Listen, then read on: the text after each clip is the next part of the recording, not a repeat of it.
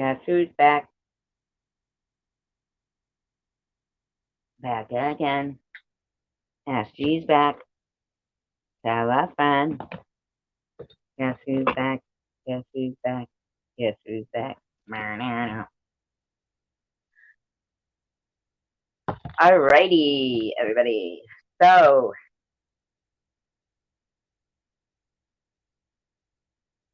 I'm just checking in with people, seeing how people are. There was a couple of other live streams going on. Didn't want to step on anybody's toes. So, I just ended mine. But it wasn't going in the direction that I wanted it to go in. So, anyway, I was reading some things about Woodstock. Does anybody know how many babies were born at Woodstock? Believe it or not, there was babies born at Woodstock. Imagine that, being born at Woodstock. Does anybody know what year Woodstock was? If there's anybody here who wants to answer any questions, I know I'm not that drama channel that people are hoping for, but you know what? I just can't bring myself to be it. I'm sorry, I just can't. I just don't want to be, Just don't want to be. I just want to freaking laugh and enjoy people. So, I don't know. I hope that's not too hard for people to understand or even just want to get away from. I'm not putting down anybody who, has channels like that. That's cool. I even stop in at those. But if anybody wants to like kind of maybe step away from it and perhaps um talk about anything different, we can. I was kind of hoping to do a little bit of trivia stuff. Difficult though to pull people away from. Hey, Sean. Hello. I am back. I was hoping to do maybe some trivia and stuff.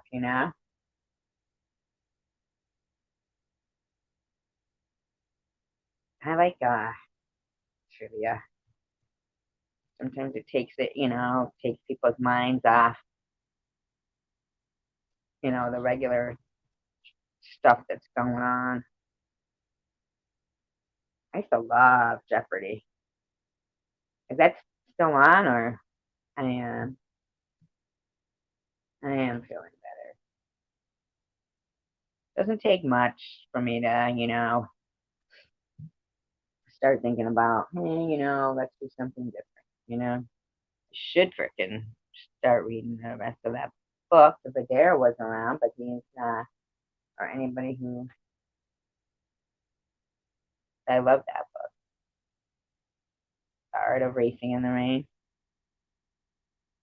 When you were a kid, what was your favorite book, Sean? I believe it was you. I heard you were talking about your daughter. You talking about your daughter saying she reads and everything. It's a great, great quality.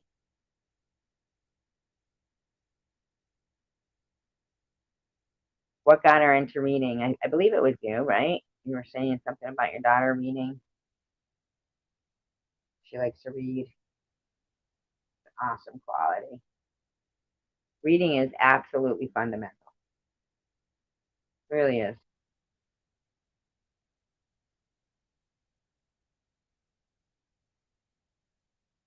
You can screenshot, share online games, and we could play. Really?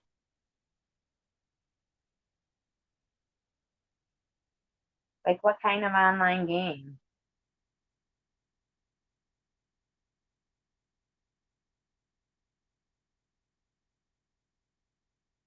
Has she ever read the book The Art of Racing in the Rain?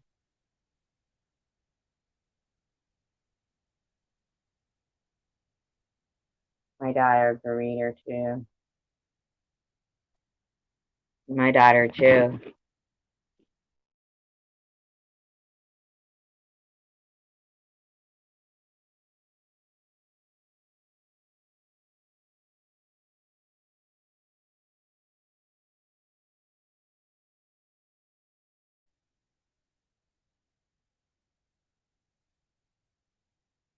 The Art of Racing in the Rain is one of the most beautifully written books ever. How did your daughter get her love of reading, if you don't mind me asking?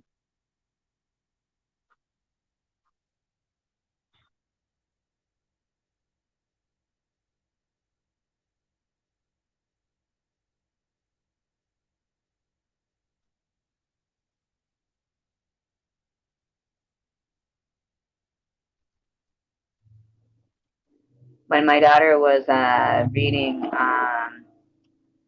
the Twilight books, they are really, really big, huge books.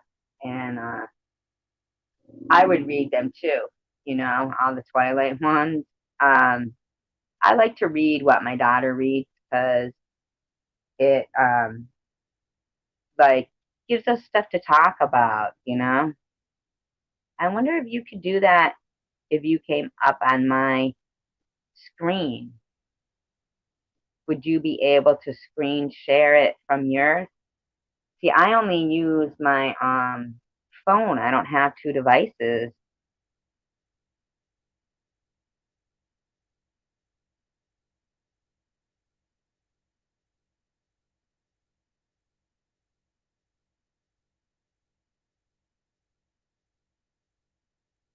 Do you want me to share the link?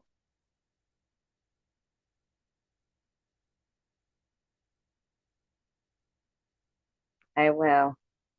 I'm not gonna lie to you guys, because of everything that goes on in my life. I'm not gonna lie. Uh, I do spend a lot of time with this like nervous stomach, trying to push things out of my head. So just bear with me if I. Oh, unless we were on your page. Well, we could go. Do you want to do one on your page, a live stream, or can you not? Bobbles somehow can do it so she comes into my room. She'll already be in, on the panel.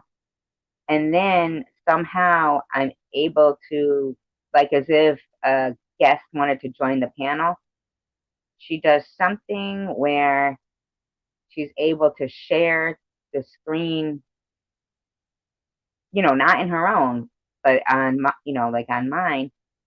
And I click and allow in. And then whatever she wants to share, it's, like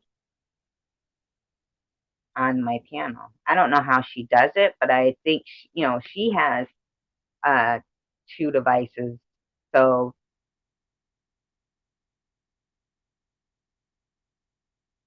by laptop, but see, I'm on my phone when Bobbles does that, and I don't know what she's using, but I believe it's two devices because she is able to, come and, to my back room, and then she'll already be on the panel, but she can bring whatever she wants to share on my panel, but as like as if it's a guest, and I just click and allow to stream, and that's how.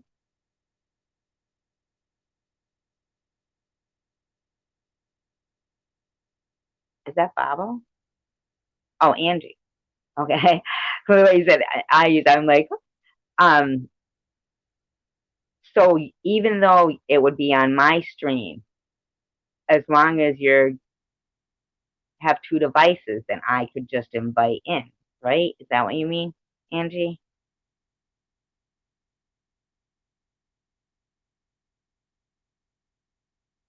Because I know Bobbles has been able to share screens here with me, but I don't know how. Oh, okay. I could just make up trivia questions.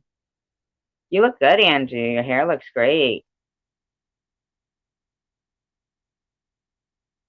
Are you like, I know like that you lightened it recently, but your features look like you're oh, okay. Your features look like you're blonde goes well with, you know, your features. Blue eyes, right? Yeah. That I always feel like I wouldn't look good as a blonde. I've never tried it, but yeah. What's wrong with your account, Angie?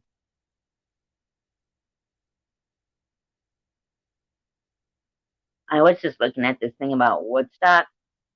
I was 1 years old. I was gonna say the trivia question. Now I just kind of gave it away of like what year was Woodstock. There was actually babies born there,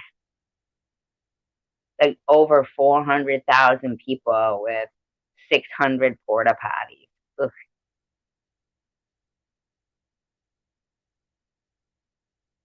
I could do it hair. Too bad you are so. Oh, do a hair.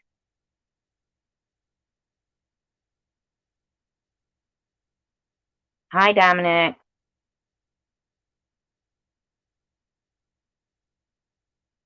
I did get my hair done one time. I wanted like, hi, Sean. I'm here. Right? There was actually babies born at Woodstock.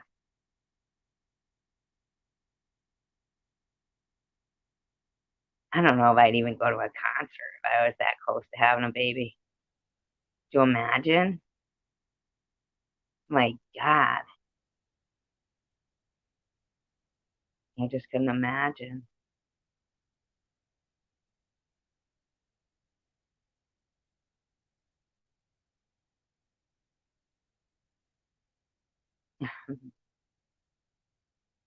I could not imagine it.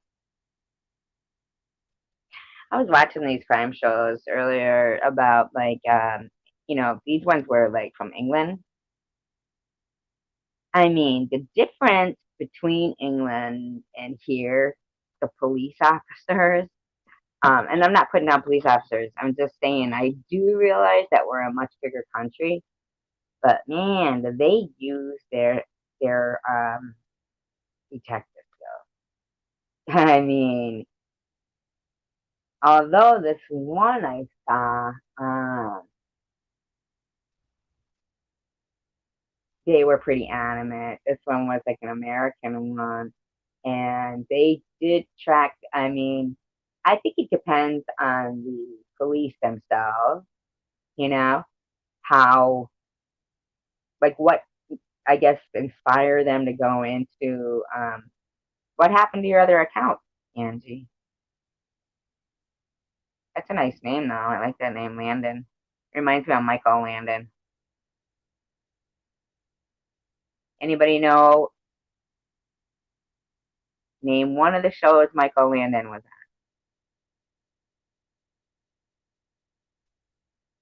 Trivia question. Uh, oh yeah, I thought you said maybe like everybody was using the Wi-Fi in your house while you were trying to do your live stream. How was huh? Little House on the Prairie. Yes, Don. Do you remember what his wife's name was? Not her real name, but wife's name on the show.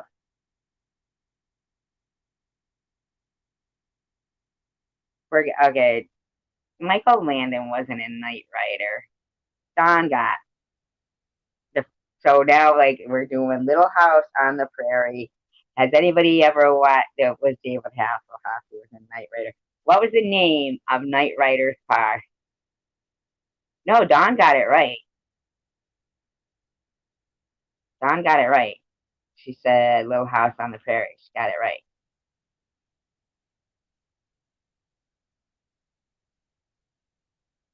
So Don got that one. So the next one is what was the name of David Hasselhoff's car on Knight Rider?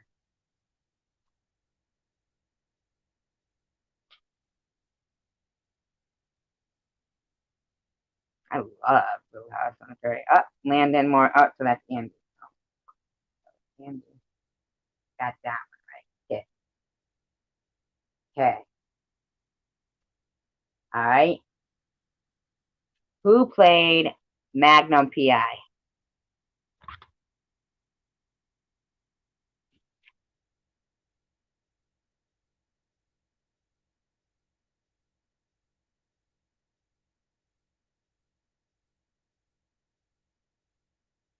I'm just throwing out trivia questions. Who played Magnum PI?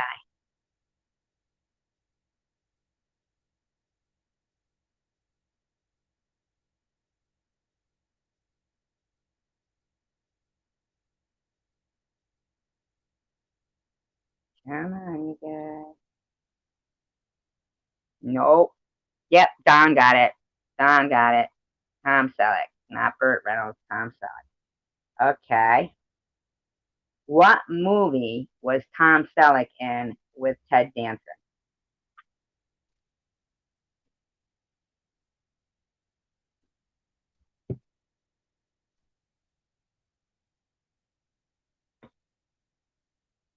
And spelling doesn't count, actually. So just so anybody knows. He appeared in a movie that had a couple of sequels with Ted Danson. Tom Selleck did. What movie was it?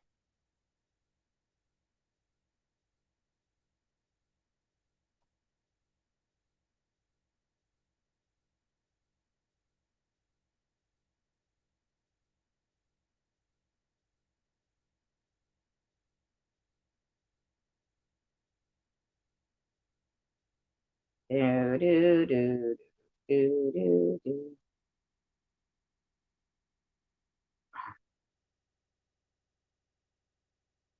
All right, so if anybody gets that one, that will count. The movie that Tom Selleck was in with Ted Danson and can't remember the other guy's name. Okay. What sitcom is Ted Danson famous for?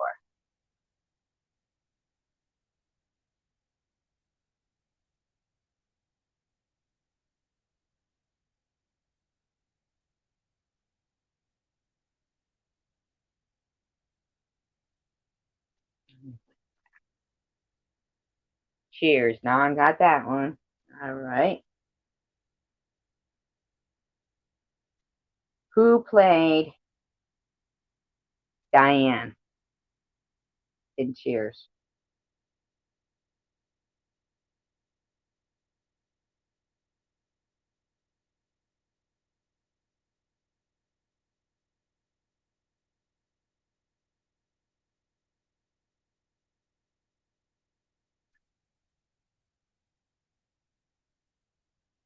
Anyone know? I know, right? I'm cranking it. And people are allowed to Google it. Okay? Yep, the blonde lady. Yep. What was her name? Shelley Long. Angie got it. Shelley Long. Before Woody came along, there was an elderly bartender. What was his name? Not his real name, but his name on the show.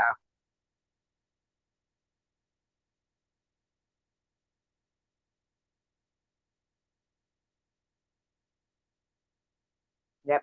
Got Shelley Long. Yep. I got her down for a point. Yep.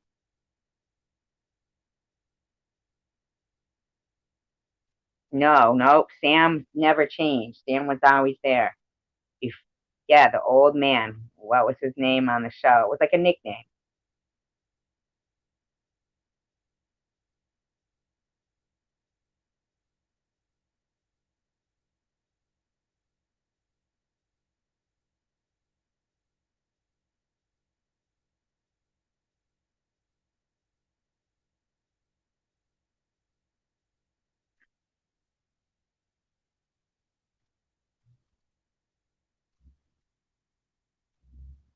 Anybody know?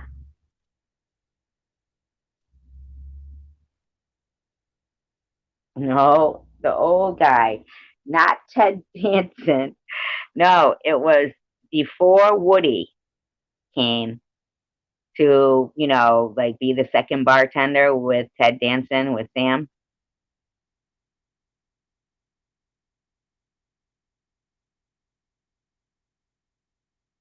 Ted Danson was his last. Yeah, the old man. What was his name on the show? No one knows? Oh, maybe we'll switch then to a different question. All right.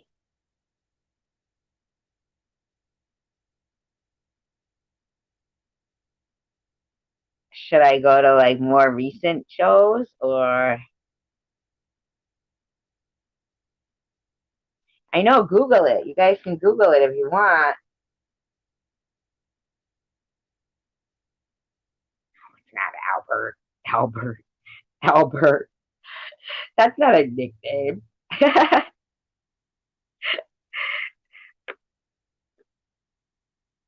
She goes, I don't know, I just got here. She's got three right answers already. All right.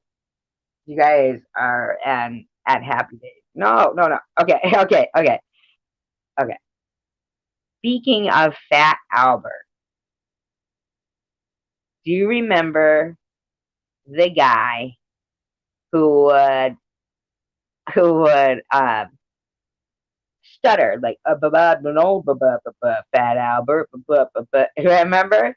I think he might have even had that like hat that would pull down all the way.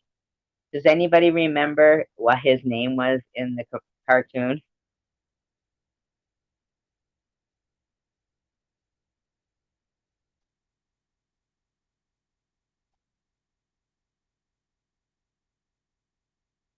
The reason why I don't give the answers, like if the ones that you guys don't get, is because I can use the same question another time.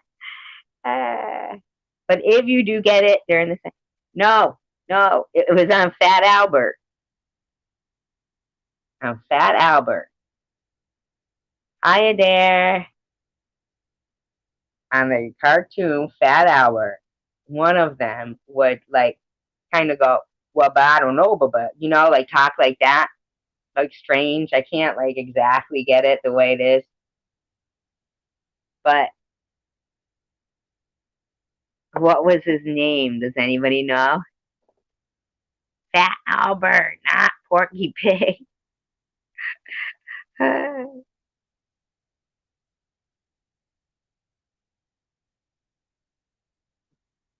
do, do, do, do, do, do, do, do. I think he had the hat that he would pull down with the eye holes in it.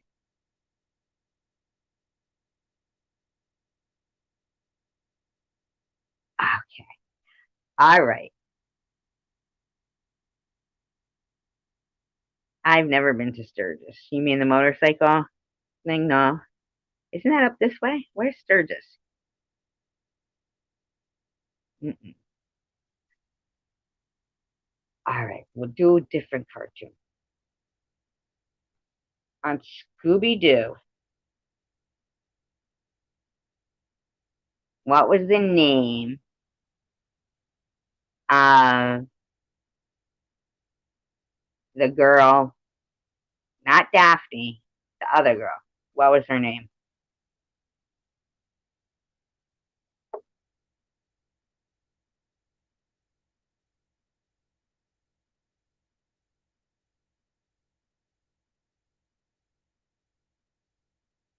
Oh, it's in South Dakota? Hmm. No, not Susan.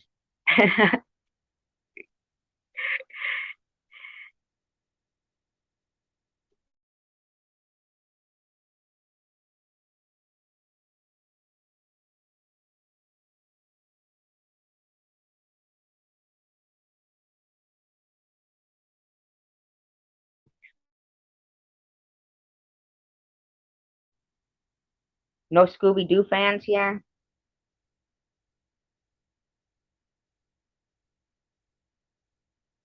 These old Pete Jinxies. That's a hint. Jinxies.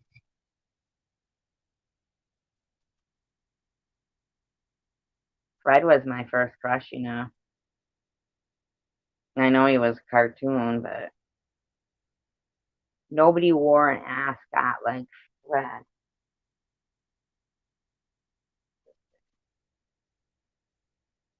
Ascot? Man, that thing must be pretty steamy. Scooby socks? Many moons ago? Scooby. Scooby. Oh my god. Alright. Well, tell me what you want trivia on. Music?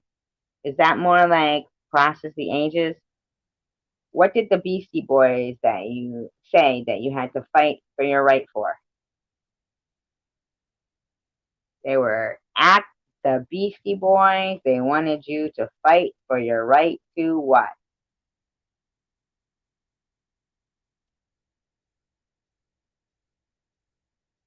Yes, Don got that.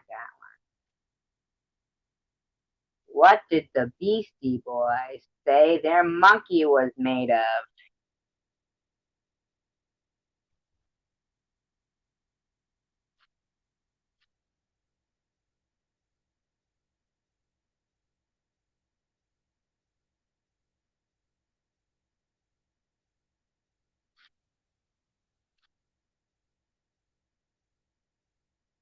The Beastie Boys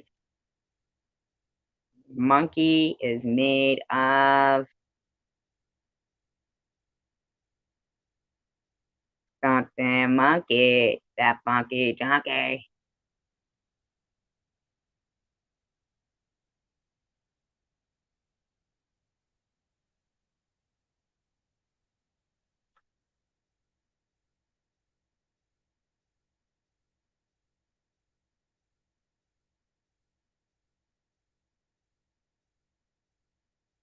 There's a word in front of something monkey. That monkey. Come on, there's a word. It's a metal. Come on, you guys.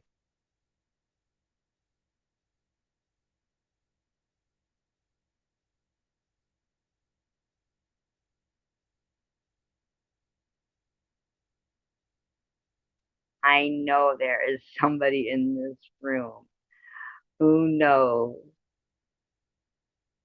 brass. Sean got that one.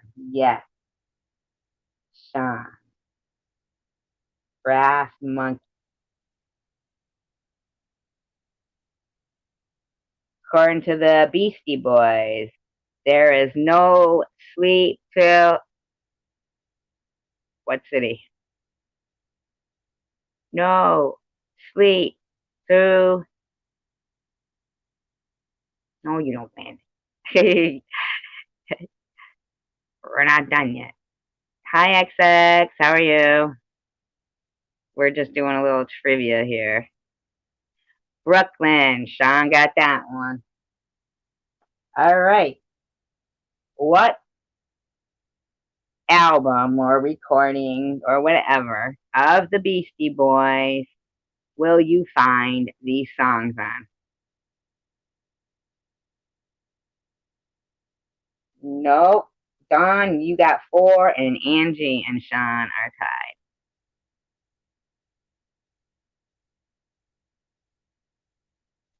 Nice to see you, XX.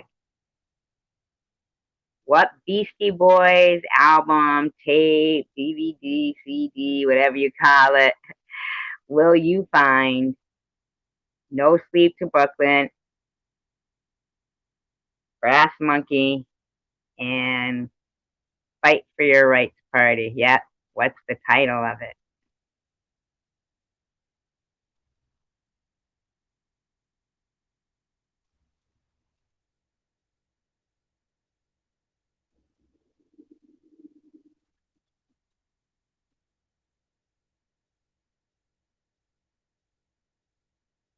Come on, you guys. Beastie Boys are timeless.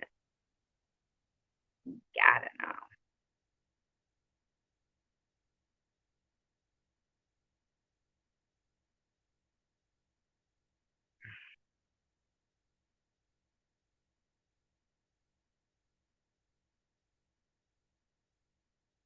Yes, Sean got it. License to ill. I'm going with even people who can't who have the spelling wrong. So whoever gets in first, okay? So no, I know you got it. Yeah, okay. You know what? It's so good that you guys got it because I had the wrong answer, but that is the right answer. Sean, right answer. Okay. All right. On who? No, no, no, no, no, no. We have no winner yet. We're all winners. Okay. All right. Keep going. Um, who who wrote who wrote I saw you and him walking in the rain. Oh no, you were holding hands, and I'll never be the same. Who wrote that? Or who sings it? Not who wrote it, but who sings it? No, Silent Slams. That's funny. No,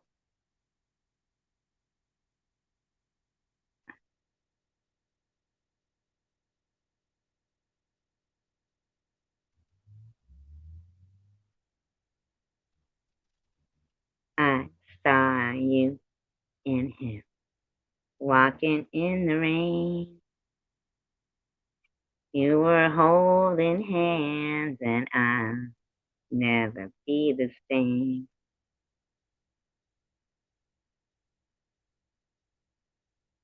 Sorry, these are like 80s, 90s. Come on.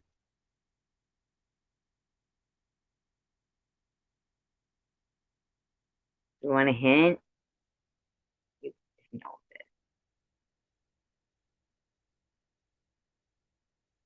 this. XX. She's got to know that. Come on. No. Not the mamas and the papas. XX. No, come on. XX. You know that song. I know you're the same age as me. XX. You know the song. I saw you and him walking in the rain. You were holding hands, and I'll never be the same. Who sings that? Hi, Blondie.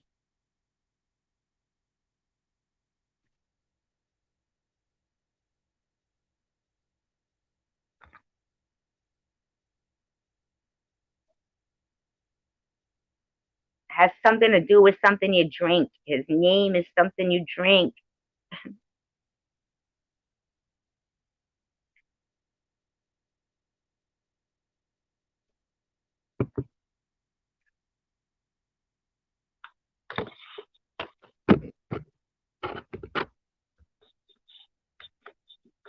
Oh my God, you never heard it? Oh, yes, XX. XX got it. Is that his full name? Or is it Orange Juice Jones? But I'm still giving it to XX there. She got it. Is it orange or orange? Hi, Pink. Hey, you can leave it XX. You're not going to play?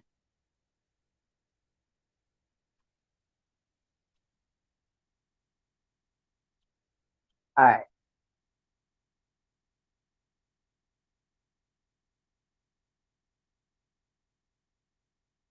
Let's do,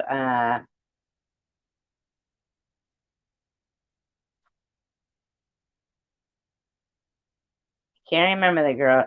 Hi, Thursday's child. I'm doing all right.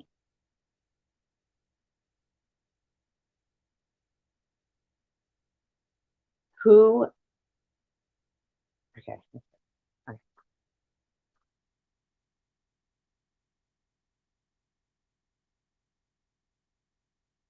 In the movie, does everybody remember the movie Invasion of the Body Snatchers?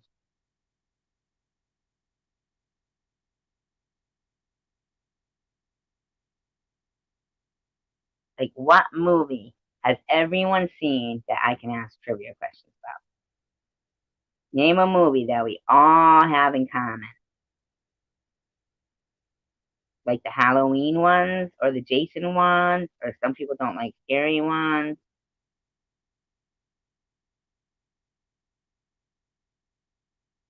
Thank you, Angie. I appreciate that. Jaws? Okay, Jaws. All right.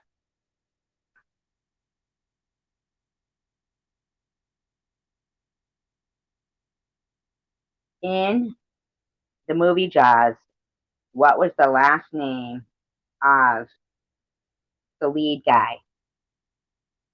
Like Cat, or wasn't he like Sergeant? What was his what was his last name? Sergeant what?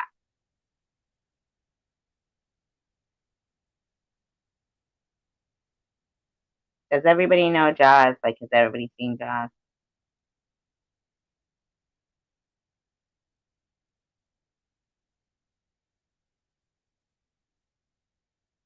Captain something. Was he Captain something or start or?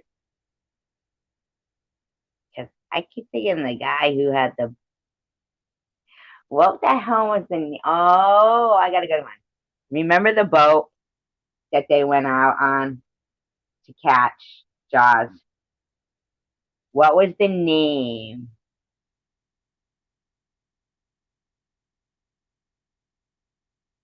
What was the name 29 years ago, SG?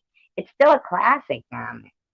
Does anybody remember the name of the boat that they went out in to try to catch the shark?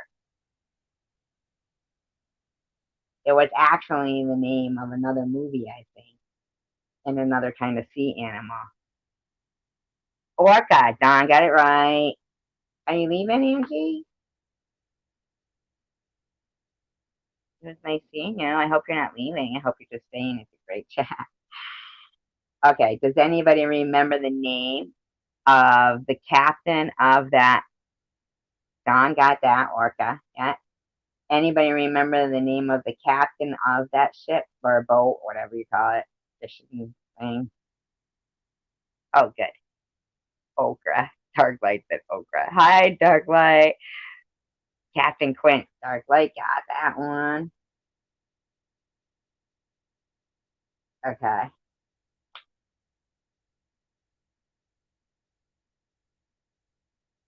When they were sitting at the table, okay, Captain Quint and geez, I can't even remember the name. Does anybody remember the name? Not his name on there. It could be his name there or his name as the actor. In my mind, I'm drawing a blank. But the other actor, not the one who played, the cop, but the one who was like the specialist on Shark. And Captain Quint and him, and I can't remember the name of that actor. Does anybody remember it?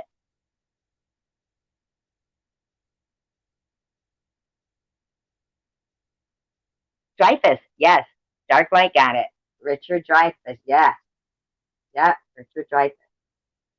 What were they comparing when they were sitting there right before the shark like knocked on the side of the boat there, banged into the side of the boat? They both were comparing something, him and Quint. Yes, Dark Light got it. Yeah, yeah, yeah.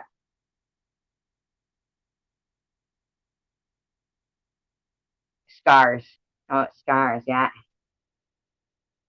Sing the first sentence of that song they were singing. No, they weren't Operation, right? They were they Operation? They were Scars. They were Scars.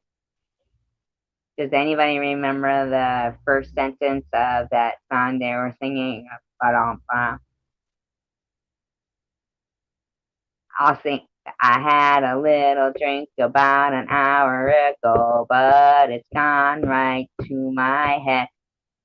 What was the first line of that song?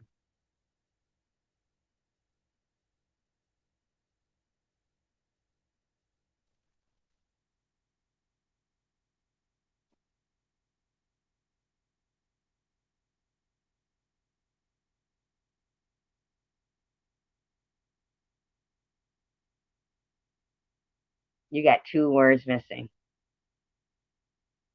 Two words are missing from that sentence, Dark Light.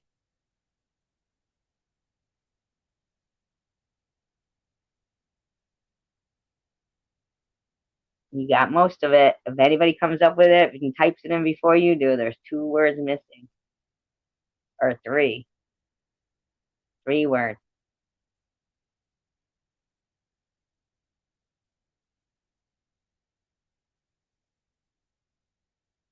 I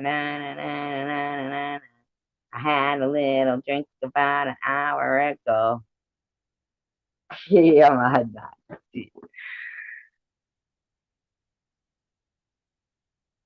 Nope.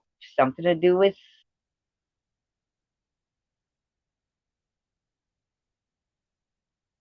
I'm gonna give it to. I'm gonna give it to Dark Light, but I'm just gonna ask out because maybe I'm. I thought it was. I'm tired and I wanna go home. I had a little, or is it go to bed? Is it go to bed or is it go home?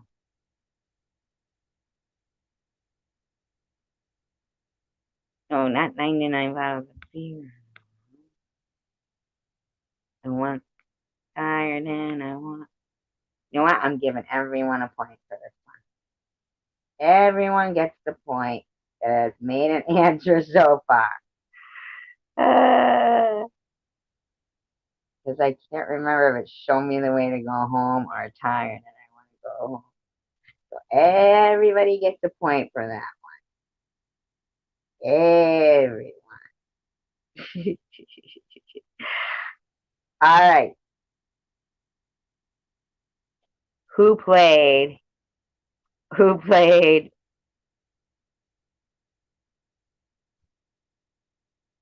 sitcoms? Okay. Sitcoms. Okay. Who played Mrs. Cunningham? Her real name.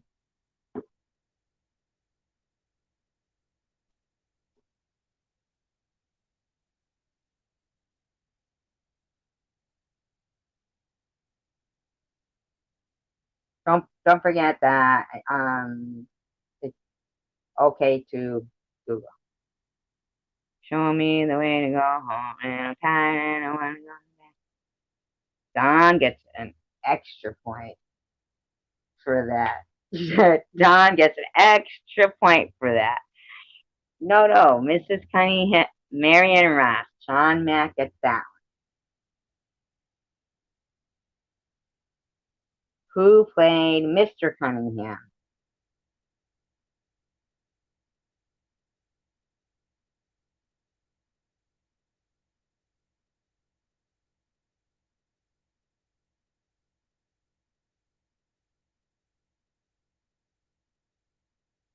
Yes, Dark Light got that.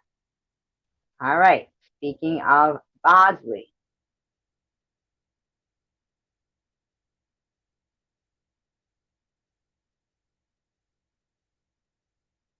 there was another show with a Bosley on it,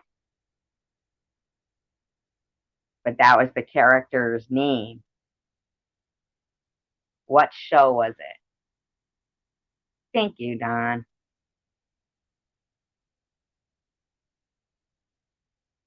Adair has 2 points so far. You have 2 points. Don has 7. Angie has 3. Sean has 5. XX has 2. Dark Light has 5. Charlie's Angel. Dark Light. Got it. Charlie's Angels.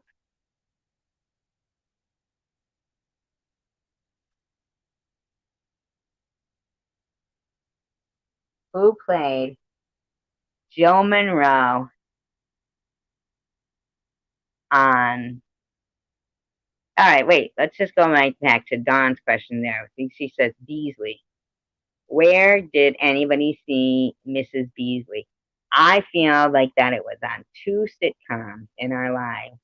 Mrs. Beasley was present. Okay? Name one of them at least.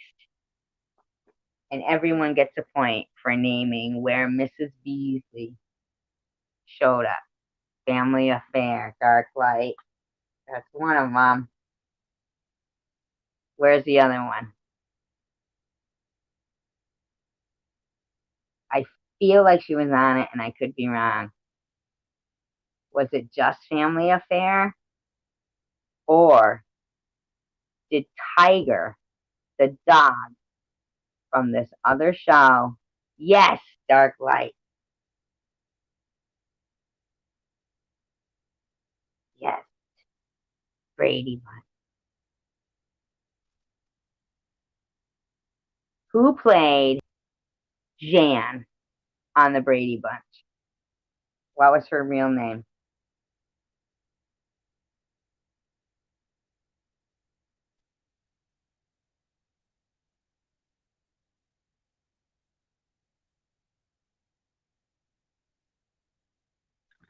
Don't feel bad, you guys. You could Google it if you want.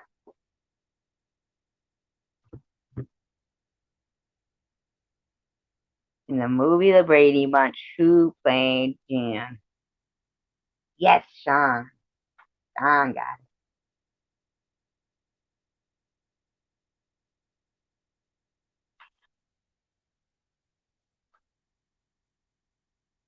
What did Alice's boyfriend, Sam, do for a living?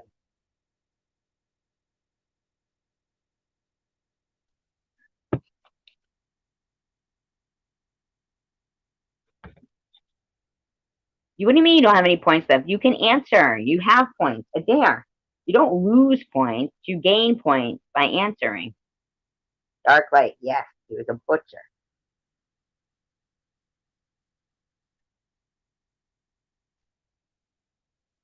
When Marsha got her nose broken, how did she get her nose broken?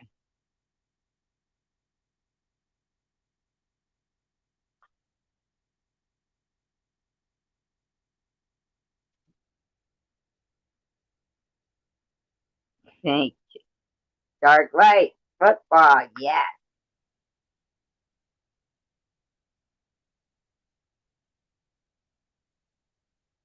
What did, yes, football, football. Okay. Craig Brady had some other alto, like ego, alter, like personality or something. What was it? What was the name of it? At least the last name.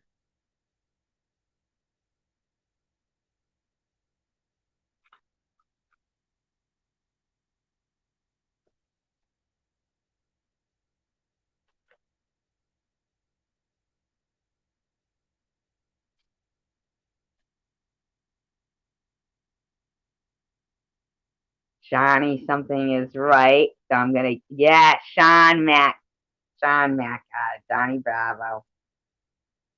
Sean Mac got it. Johnny Bravo.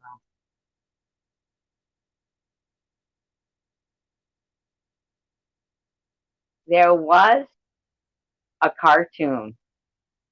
Okay. There was a cartoon where the name of it actually was called Johnny Something, and it included. They seem to be on like a boat a lot. I don't know. Um, and there was two adult male, two male youngsters, like two male boys, and a dog. I think was a pug. Okay. It started with Johnny. What was the full name? Johnny Quest. Sean got it. Johnny Quest. What was the name of his dog?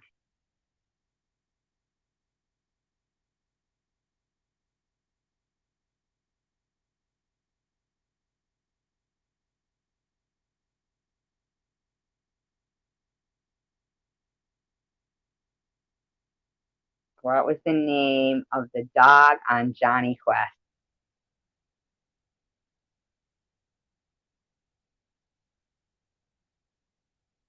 We'll move on to other subjects. But you can Google too. Don't feel bad if people could Google. No, Bandit. Sean got it. Bandit. What was the name of his friend?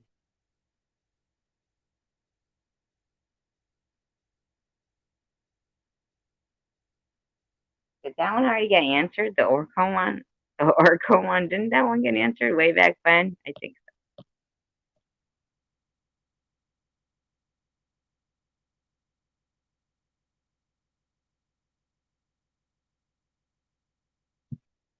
No, the name of his friend. His name of his friend. And he wore something on. Yes. Oh my God, you got his last name too? Holy crap, Sean.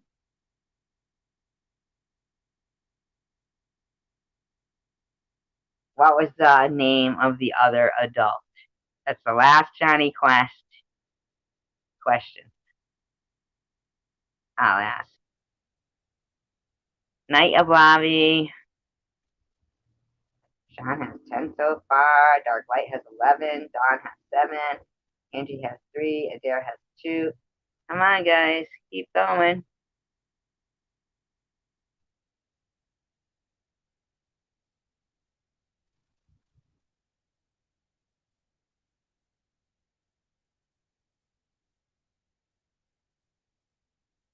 Night of Lobby.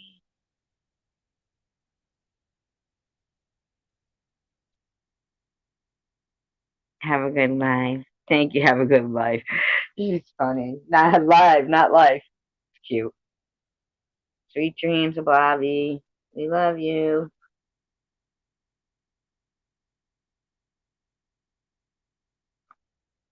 The question is the other adult on the boat on with Johnny Quest.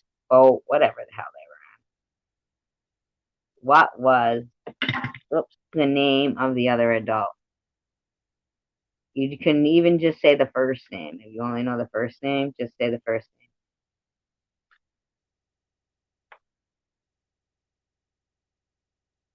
And then we're going to move on to a different one.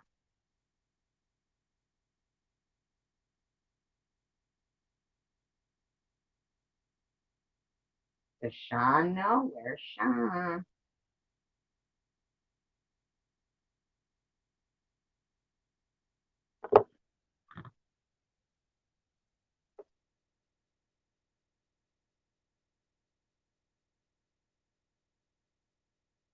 Call a friend.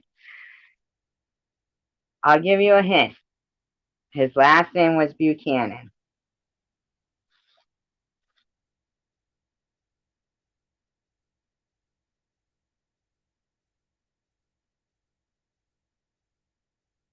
Oh, maybe I'm confusing.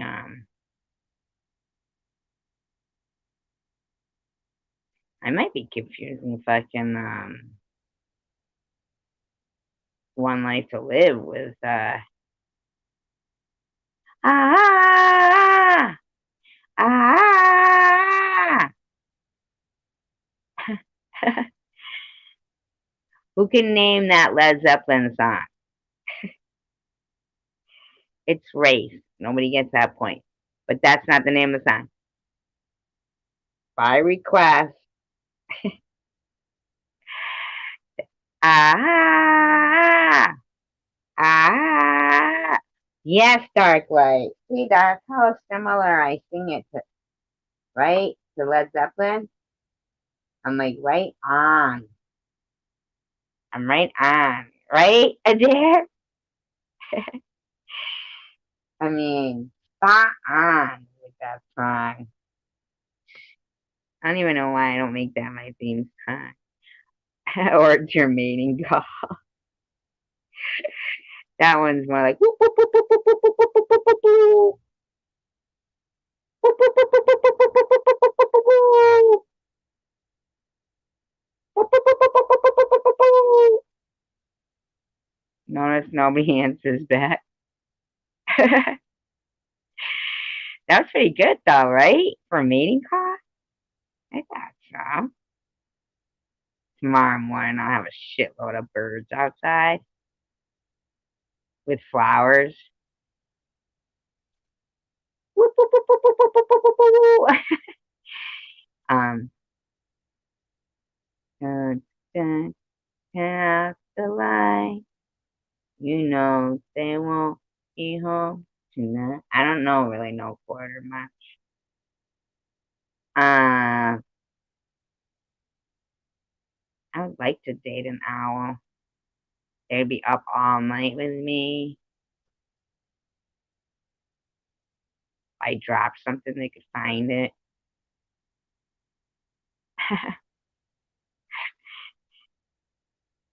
There's an owl in Australia or New Zealand anyway that goes, more pork, more pork,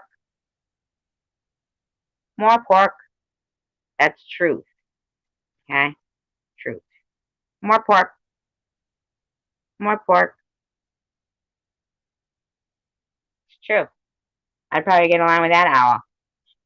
But I did and do to this day still believe that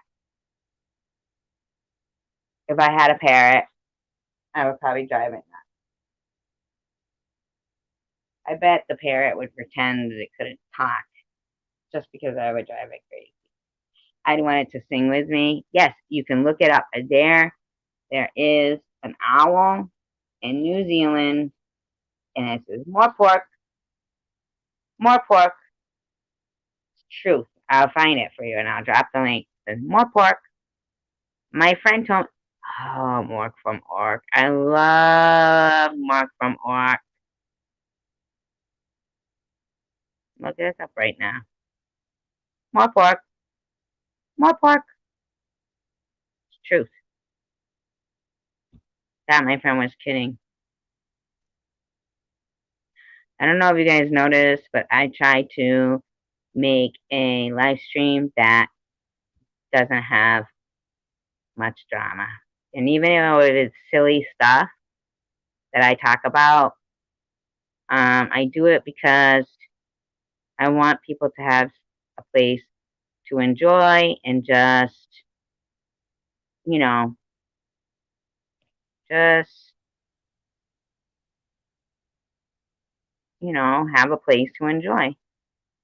I don't want people to have to listen to drama and stuff all the time, including myself. So I might talk about random silly shit, but I'm only doing it for all of us,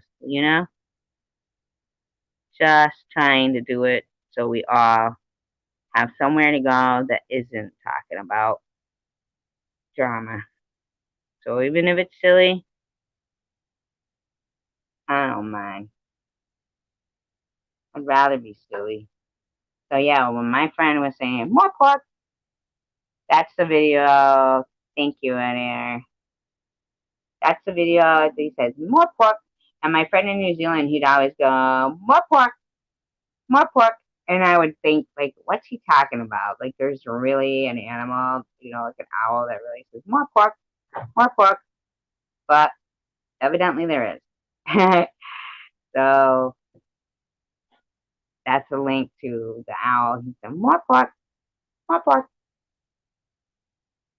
I think owls are pretty cool. I don't really see many owls like out in my way.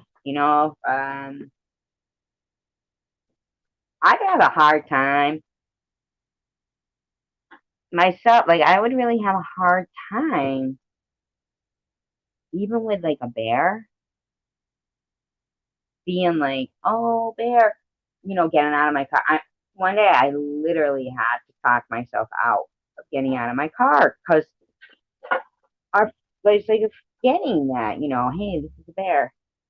Don't get out of your car. You know? Here's the thing. Okay, let me just tell you guys too. I was watching this show. I was listening to this, like that David Paulides or whatever, with the 411. And he was talking about how there's been little kids who'll say that they laid down with, this big bear. The big bear helped them and stuff. And oh, I love that song too. You know what one I like? Come on. Okay. All right. Simmer down. Anyway, the winner of the trivia is Dark Light. But we'll do others. And second is Sean, and third was Dawn. Which I'm really surprised because Dawn, I thought you were ripping it right there, right in the beginning. I really did. All right, so people will say that, oh, but what bear is going to lay down and spoon with you, okay? But I want to show you guys something, okay? I'm going to show you something.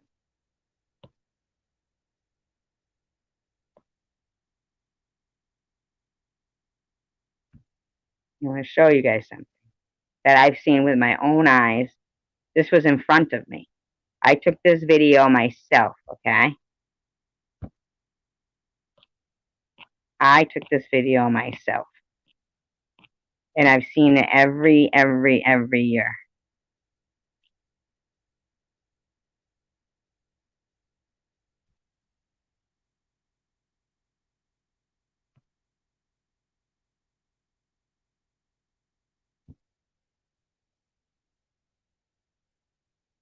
No, he was trying to get rid of the cat. They're so jealous of each other. I mean, it's just ridiculous. Okay, that's just one of the videos. Okay. These are my own videos from my channel, so don't be afraid to click on them, okay? Those are my own videos. And then this is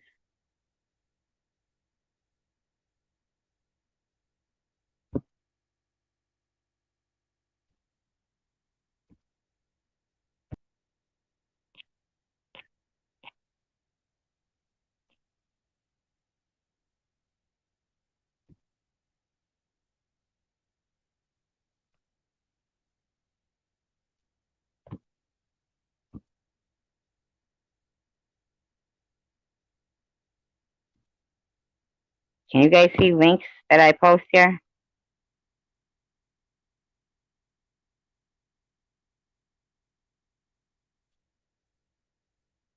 Are you able to see those?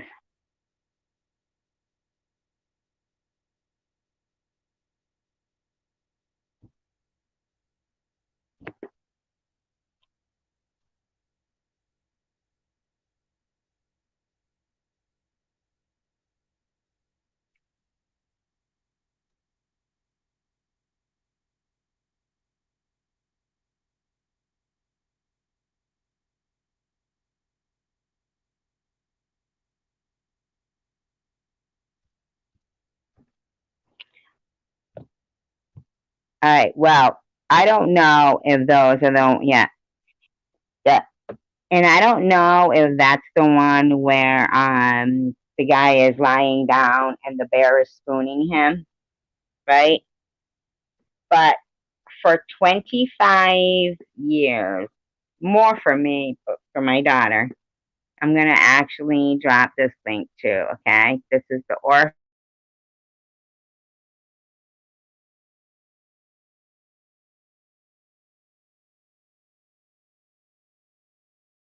want to donate for a cause and they feel like, okay, well, I don't know if I want to donate to a person.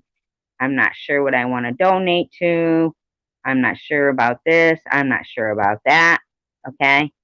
If anybody is inclined to that type of thought process, okay, you've got something extra and you'd like to do something and you love animals, okay? I just dropped the. No, no, no, Don. You have to understand something. You're going to say sad seeing bears like that. Captive, right? Those bears aren't captive. Those bears have been given the opportunity to go back, okay? They don't go. They don't go because there used to be a Kodiak bear. His name was Jimbo. That guy's name is Jim. Him and his wife are Jim and Susan, I believe. Now I see that, like the total of people, is dropping down, but I just, I want people to understand something. I don't promote animals like in captivity and stuff like that. But those people, they are those bears. They all get given the opportunity to go back into the wild after they've been, helped. Yeah, but they weren't. It wasn't like that. All of them have been in that. Um, situation. There's this one. His name is Frankie. Something. I want to remember correctly. And it had gotten hit by a car, and it was a juvenile bear, but it was so skinny, skinnier than bears are supposed to be, and that uh, it has right, yeah, and they literally gave this bear physical therapy, and they said they were scared because it wasn't like, it had been a wild bear for quite a while, and just by the stroke of luck, the officer that was called to the scene when the bear had gotten hit by the car, and all it could move was its eyes and its mouth. It was totally paralyzed, and it would need physical therapy. Um, you know, it would need extensive physical therapy, like somebody hands on to move move its legs, give it its medicine. So they took this bear in, and they, um, had pictures like it being like on its little hospital bed, and how the washing machine was going all day because they were consistently drying. Um, and they would put its medicine in jelly donuts and stuff. Now, it being a male, and Jimbo, the Kodiak bear, had passed away, and the other ones were female, the big bears. So the the Orphan Wildlife Center, they wanted to put let the bear go free now that it was healthy and everything again, and it being a wild bear to begin with. They figured it would be okay, but it didn't want to go. Same with the possums that they save. Same with the squirrels that they save. Same with everything that they save. They don't want to go. And those bears are not carrying around the country. In fact, they had to sell their rig this year. They would only do 2 shows, but that setup that you're looking at there is totally air conditioned in their side, not the people's side. Totally air conditioning with piped in music, and they only do 2 shows. This year, no show, or last year, I should say, with the COVID thing, no shows were allowed. So in order to feed them, they had to sell their rig. And um, they still keep trucking on. It's in New York, and they still keep trying.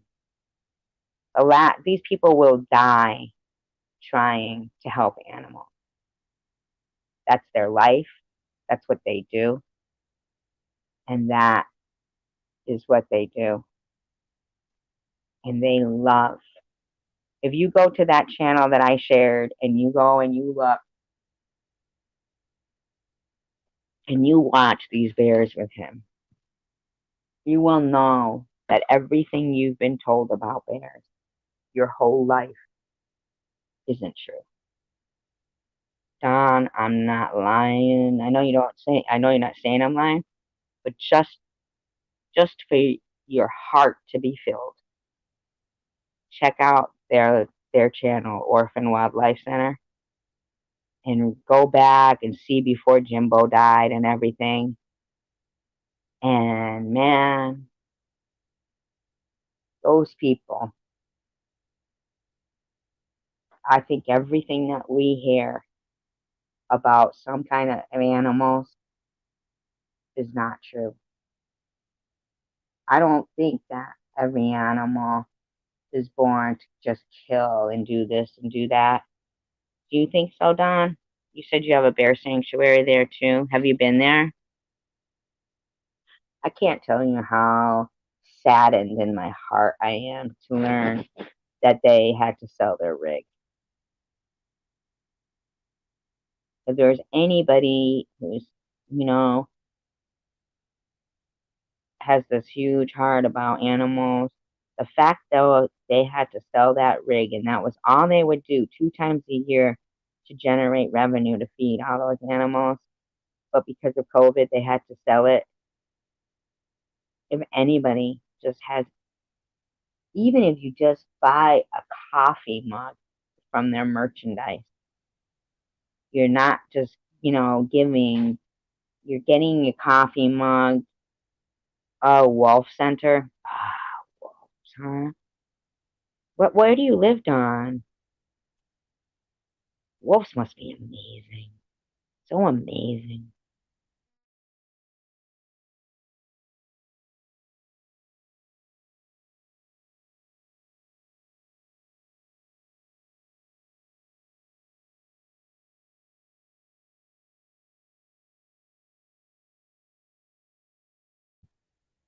Have you seen a wolf before, Don?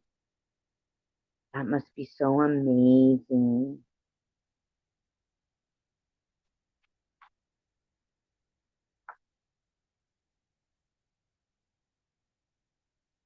I feel like sometimes some of the things that we hear about animals, like think about this bear in the pictures that I have, that Kodiak bear is spooning at, spooning. Do you salesmen count? What do you mean, you salesmen? You salesmen. Me too. I'm an animal lover too. And the fair that they would go to generate, the 2 fairs they would go to were like the Wisconsin and the Biggie. And they would only charge $1. If I've ever seen a wolf. Oh, used car salesman as a wolf. I know. And see, isn't that funny that um to um compare a used car salesman to a wolf or a wolf in sheep's clothing. And it's when like humans, like when somebody will say about a man, whoops, good night, Dominic. When someone will say about a man, and call them a dog, or they'll refer to a human being and call them a snake. And in actuality, you know, they're comparing like um instinct, like natural behavior, to something that an adult, that a human being does that isn't natural behavior for them. So it kind of makes the animal look bad. Good night, Dominic. I always say it twice just in case I forgot. But they compare it to, um, like, a wolf in sheep's clothing. Well, a wolf never does wear sheep's clothes, you know? Um, but they might eat sheep because, they're, what was it I watched one time? It was I think it was bison. The ones that get all the snow, all over them and they just stand there and they have all snow. And there was a wolf pack that was, walking at the same time these bison were walking. And the oldest, thickest bison that, the other bison had been surrounding and kind of protecting from these wolves. And the wolves weren't attacking, but they were following them. And so the bison knew, look, we're going to have to sacrifice something to keep them behind. And this older bison knew that it was kind of slowing down the pack, slowing down the rest of them, the herd. And it probably in its own words said, go on ahead. I'm going to die anyway. I'm tired. And it's okay. Good night, Dark Light. Yeah, Don. It was a documentary, and they were trying to keep the younger ones safe, but also this older one. And it came to a point when this older one, at some point, it seemed like they must have had some kind of a way to communicate with each other, this bison and the other one, and say, thank you for coming by, Dark Light, and Dominic. I appreciate it. But that it said, look, I'm going to die anyway. I can't even, I'm slowing you guys down. Just, it's okay. And the wolves were fine with that. And even though the other bison probably weren't fine with it, it was the truth. And it wasn't like the wolves were just all about the hunt. They weren't. Right, Don? Yeah. It wasn't like the wolves. You know how they say, oh, it's all about the hunt. It's all about the hunt. It wasn't all about the hunt. The wolves were hungry. The bison needed to get somewhere for them to get food. And it was like they worked out a deal that, yeah, it's okay. We don't need to hunt. We don't need to chase after you guys. We don't need that. We just need to eat and just, and they went on their way. And it wasn't a merry way, but it worked out. They were able to compromise. And I mean, I can't help but think that for the most part, uh, yeah, there was a sacrifice. Yeah. But all the while, the other ones still were trying to, get this one. And then another one, Don, I watched was where, these animals, they do remember each other after all that time. They do remember this stuff. So I think that if anybody, anywhere in time is the type of person who does like to give. Say they've got something extra and they want to, no, I'm not getting sad. No. And they want to give.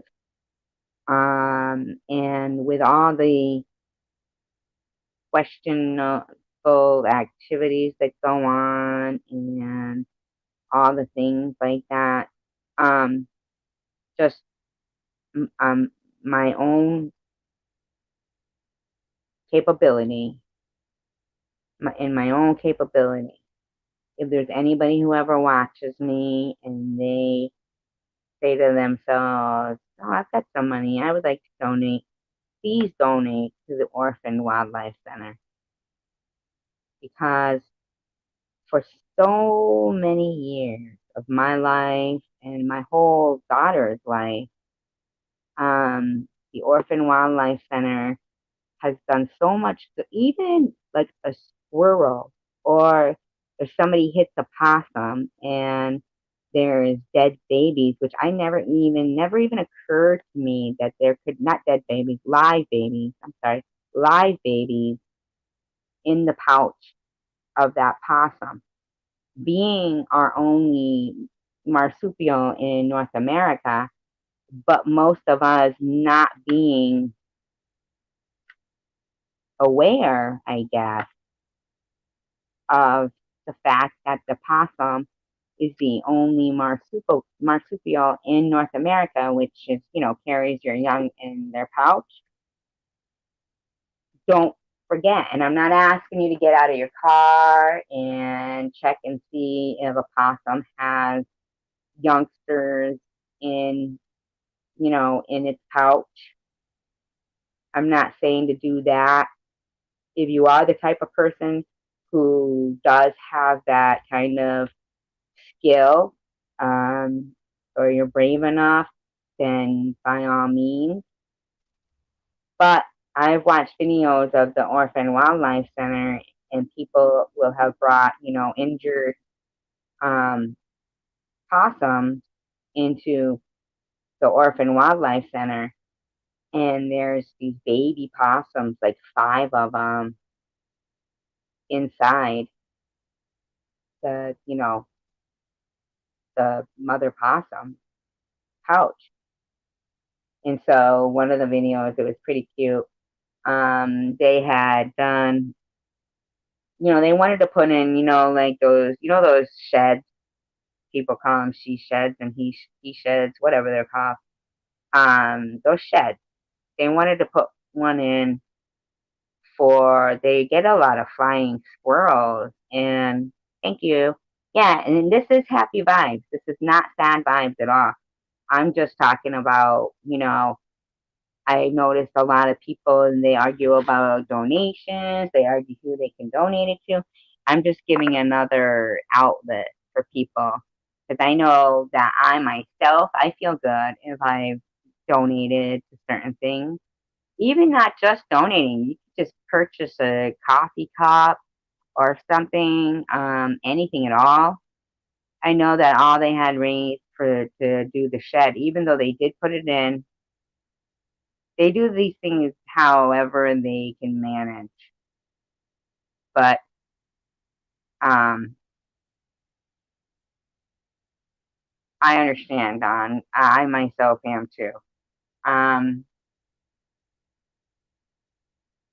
the funny thing is, at one point in my life, prior to the cancer, I had gotten in a good spot, and I donated to um, them, Orphan Wildlife Center. I donated to the Purple Martin. There was another one I donated to, possibly Shriners, and the breast cancer. Breast Cancer Society. It wasn't long after donating to the Breast Cancer Society I got diagnosed with breast cancer. But here's the thing. I donate to them all again. The reason why it was the Purple Marlins, I don't even know. I've never even seen a Purple Marlin other than on YouTube.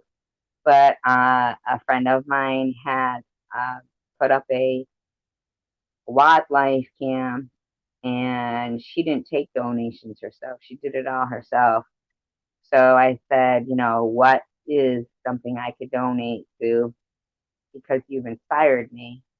And she said the Martin, Purple Martin, not Purple Martins. I might keep calling them Purple Martins. Purple Martins. And one of the videos that I watched of them was, it was so sad because like it's not a live cam, but because there's nobody there, but it's a good if you have humor in your relationship. Go on. The mother had come with a dragonfly to feed the baby purple martins, and the one of the baby birds where I live was amazing. There's so many different types. Aren't they amazing? Yeah, aren't they amazing? I'd rather laugh than cry too. But you know what? There is certain situations where we're not crying here, but these are just being, we're just talking. So just so you know, I'm not. I know I do tend to cry a bit. Sometimes, it's for good reasons. I mean, that book was sad, right, Adair? um, yeah, those hawks, eagles, raptors. Telling you, I think if I ever had to come back, I'd want to be a bird. I'd want to be a bird. But I don't think I'd want to have to come back. I think I'd like to think like that book that I've been reading. Let me finish about this purple martin. The mother had brought the birds, the baby birds in there, like a dragonfly, but one of them was kind of a little bit, took it right away and couldn't get the couldn't get the dragonfly out of the baby's mouth. And it was so sad. Like the bird choked on the dragonfly right there in front of the camera. You know how you keep thinking to yourself, my God, come on, whoever has this camera, go there and take that out of its mouth. Oh, it's so sad. But it's not really live. I guess it's just a thing.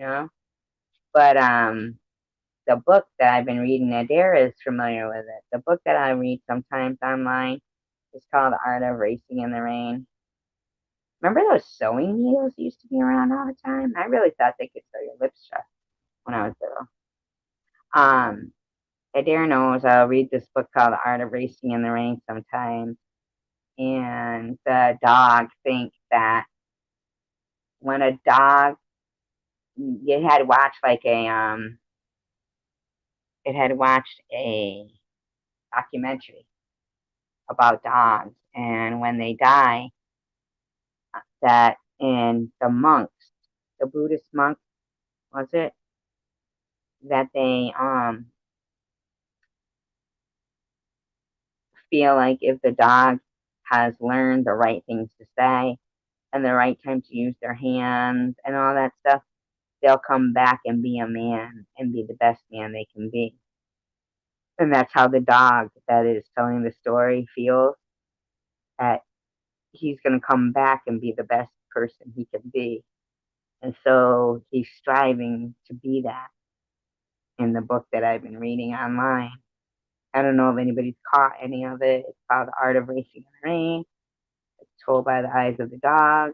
If Adair is still here, Adair, is it okay? Is the book okay that I've been reading?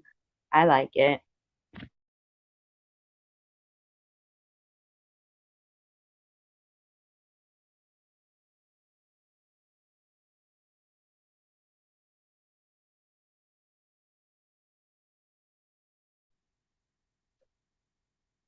I think a lot of people have followed what I go through, and they know I just keep trying to make the best of things. You know what I mean? Because, I don't think it's for nothing.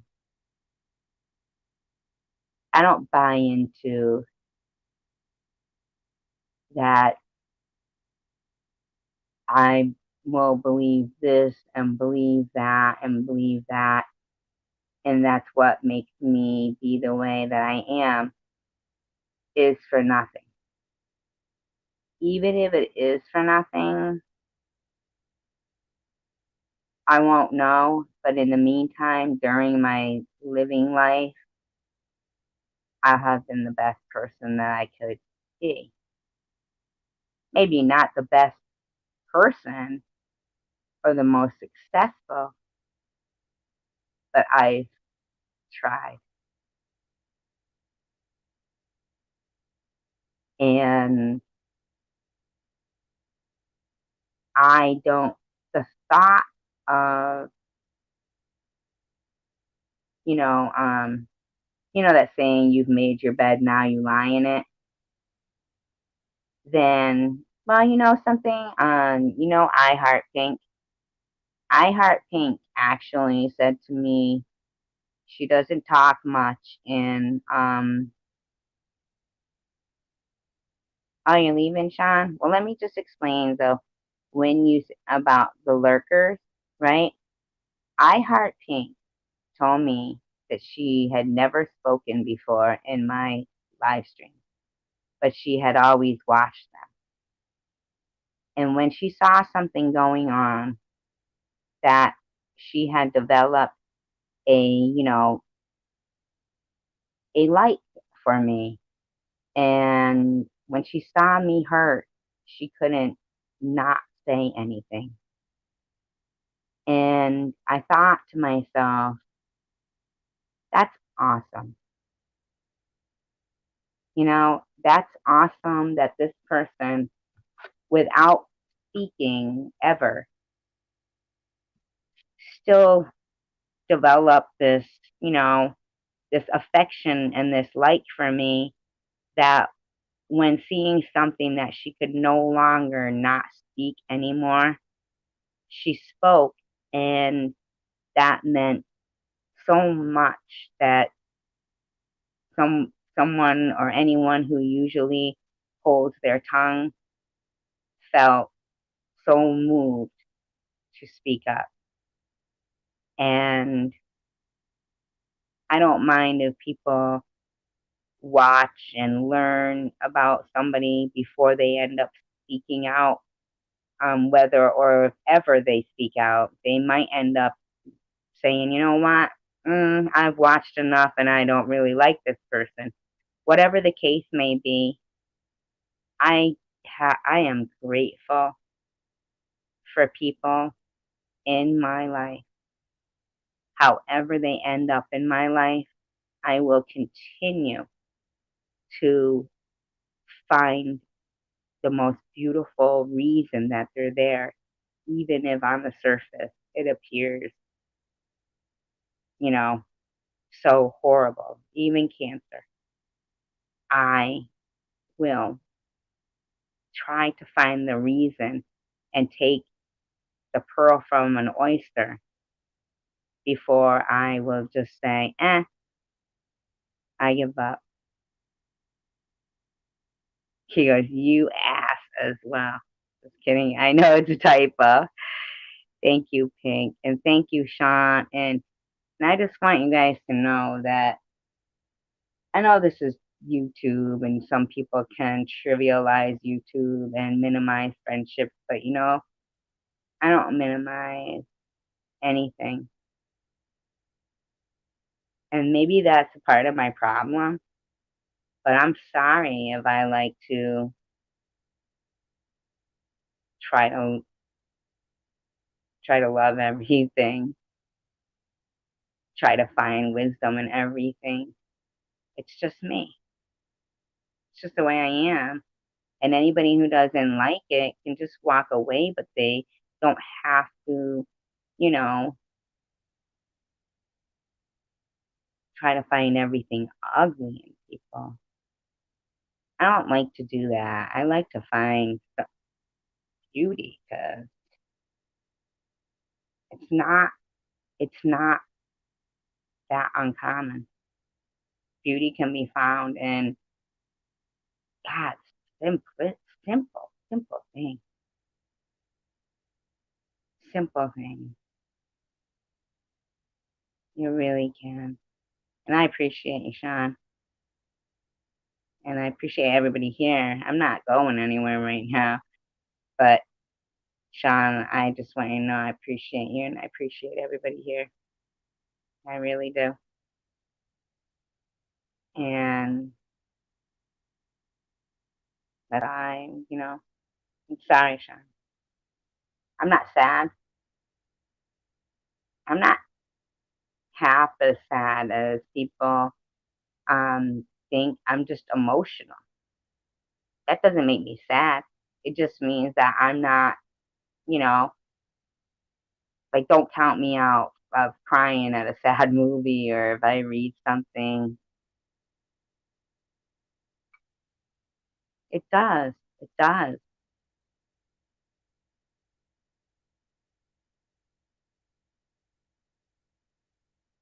Hi, Rachel.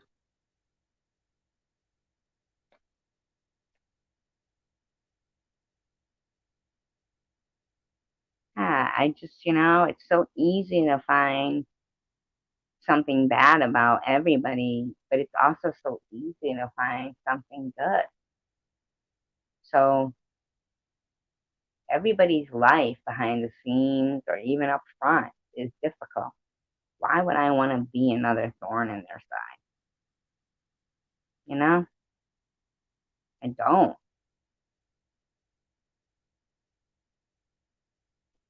A thorn in someone's side means it's something that's a constant, you know. I don't want to. I just want to fucking be happy. I just want to tout the things that I don't want to like distract people and deter things and point out things that are bad.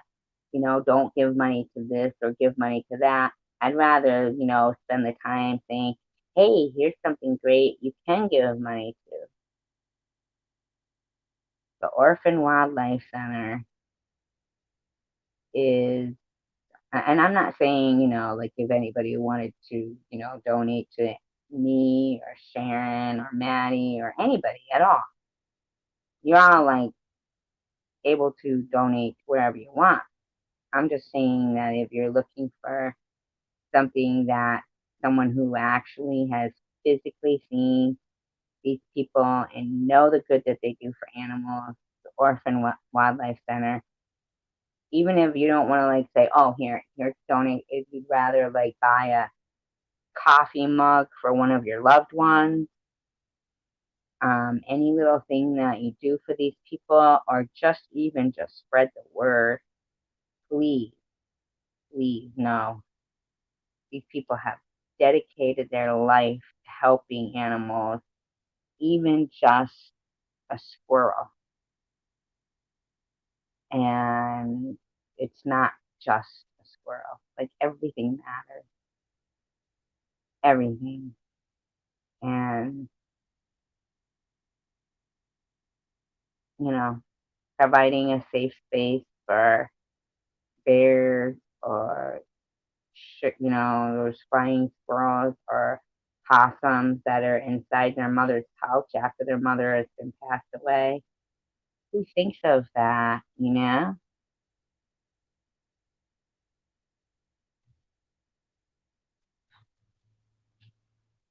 Think of your demise. Well, there, I think that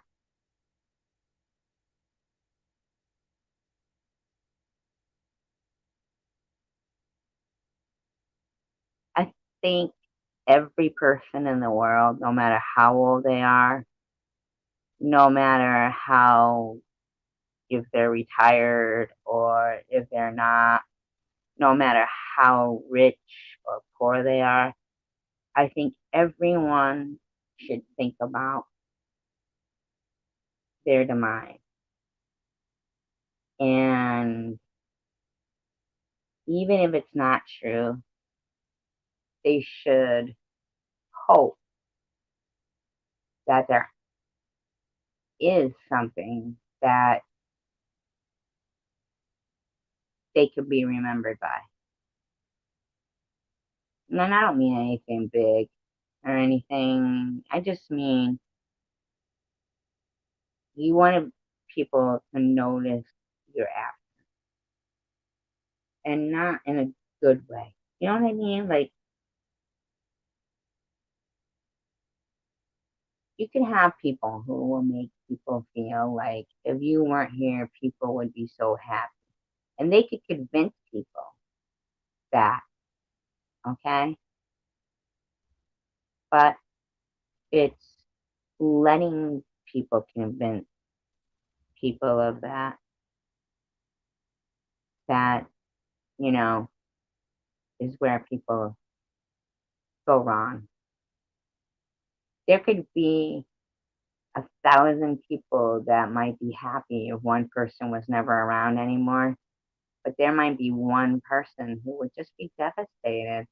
So even if it's that one person, just think about at least that one person or that one cause. I'm not saying you don't, Adair.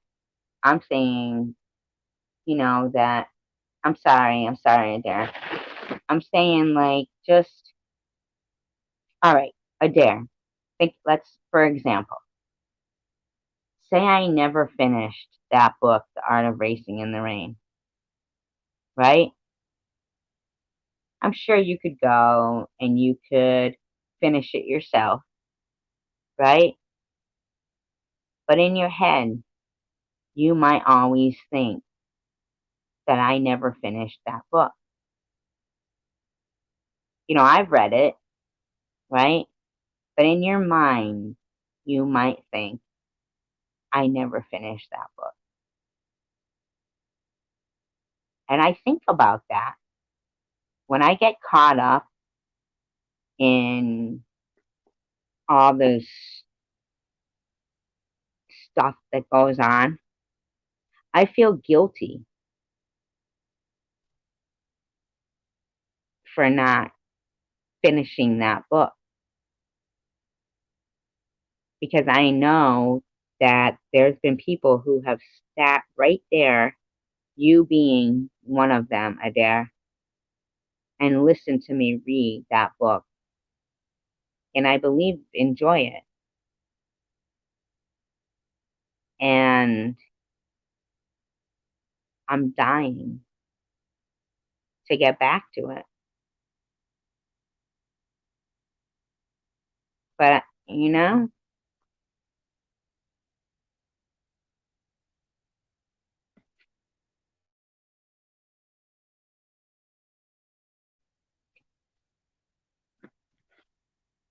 I'd go back to it right this second if I thought it would be okay. Do you think it's silly, Adair, that I want to like read a book online? Honestly, tell me, do you?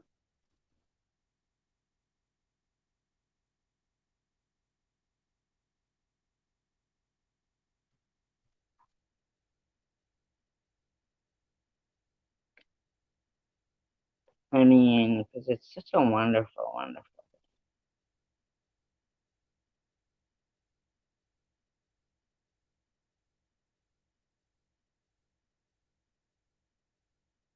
I don't know. All I know is Rage Against the Machine.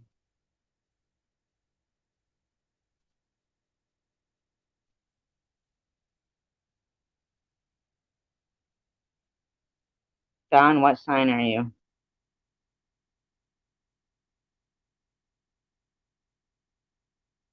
Did you ever read the? I mean, did you ever watch the one there of the up to a chapter 11 after the seven? The only reason why I feel so strongly about this book is because of that race car driver, Eric. I mean, it's a beautiful book. Don't get me wrong. But the fact of that race car driver, Ayrton Senna, that to me, and I'm sure we all have our own stories, but the story of Ayrton Senna to me restores my faith. He restores my faith. A.R. Center.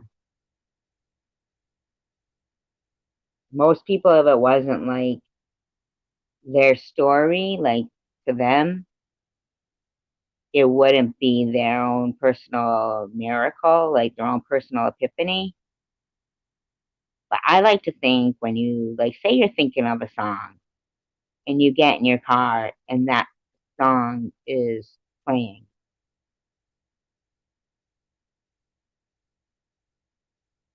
And you want to be like, oh my God, I can't, and it's like this obscure song. And you're like pissed that you didn't even say to your friend, oh my God, I was just thinking of this song. You're pissed because now you know they're not even going to believe you, right? But here's the thing, it's only for you, it's your own personalized miracle. That's what it is. It's not the parting of the Red Sea. It's not this huge, huge, everybody witnesses miracle. It's not meant for that. It's meant to be recognized as your own personalized miracle meant only for you. So while you thought, I didn't tell anybody, nobody would believe me, blah, blah, blah, it's not about that. The fact that song is playing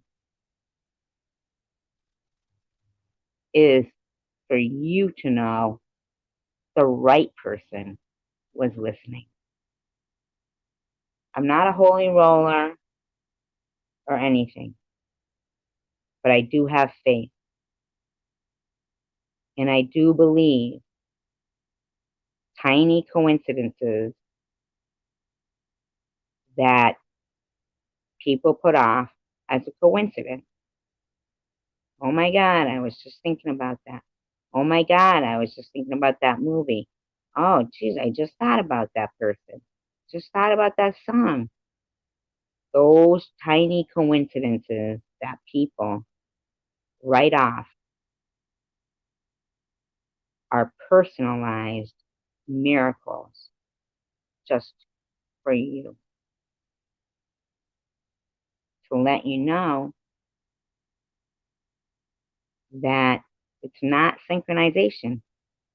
It's a personalized, you can look at it like that.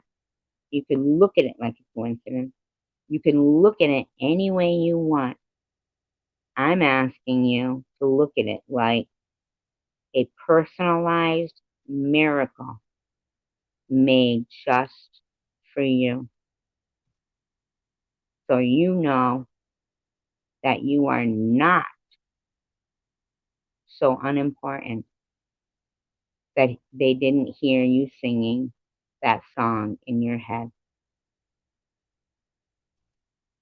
Now, I'm not saying God, I'm not saying whatever.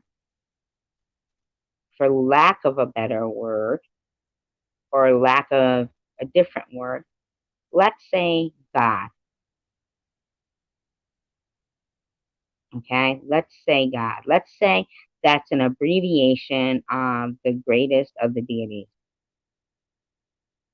right? Somebody's banging it in wood, carving it in stone, whatever they're doing, right? They decide, let's just abbreviate greatest of the deities, deities, however anybody pronounces it. G period O period D period. Greatest of the deities. They abbreviate it. And so now we've got God. The greatest, right? So miracles can't like be opening, parting the Red Seas, doing this, doing that every day, but they are what you want to, everything is as you want to see it. even when you're having an anxiety attack, okay? Having an anxiety attack, can't breathe, impending doom, you don't want to go outside, right? Everybody's favorite fucking go-to is breathe in a bag, right? Here's the deal. I'm just going to tell you what happened with me, and I still sometimes do have anxiety attacks, but I don't believe in taking pills for things like that because I think that part of an anxiety attack is feeling the loss of control.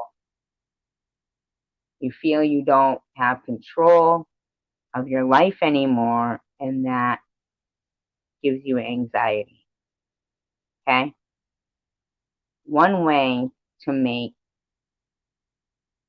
yourself feel maybe a little bit back in control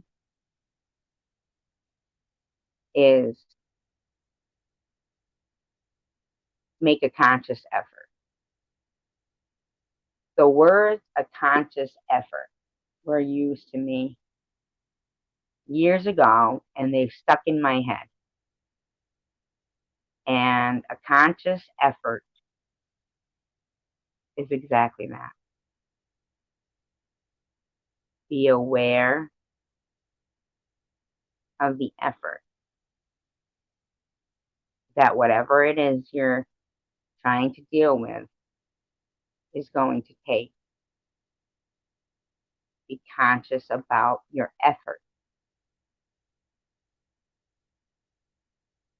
There's nothing wrong with not dealing with something flippantly.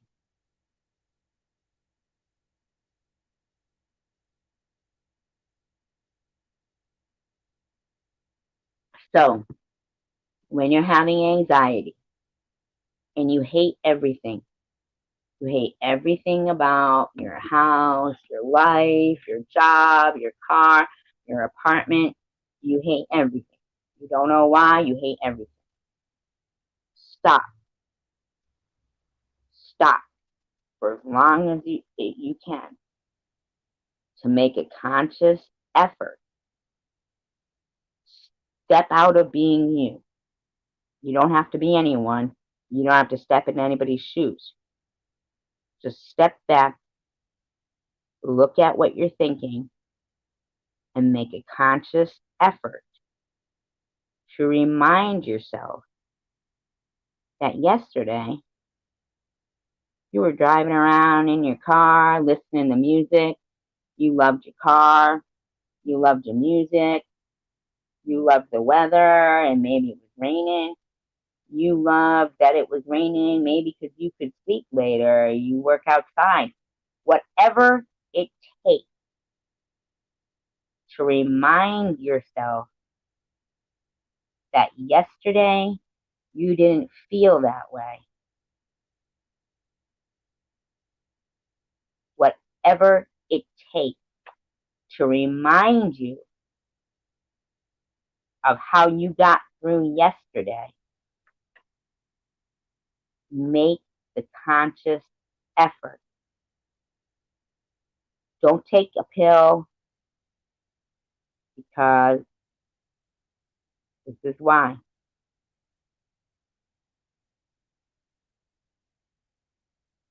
Physician, heal thyself. Okay?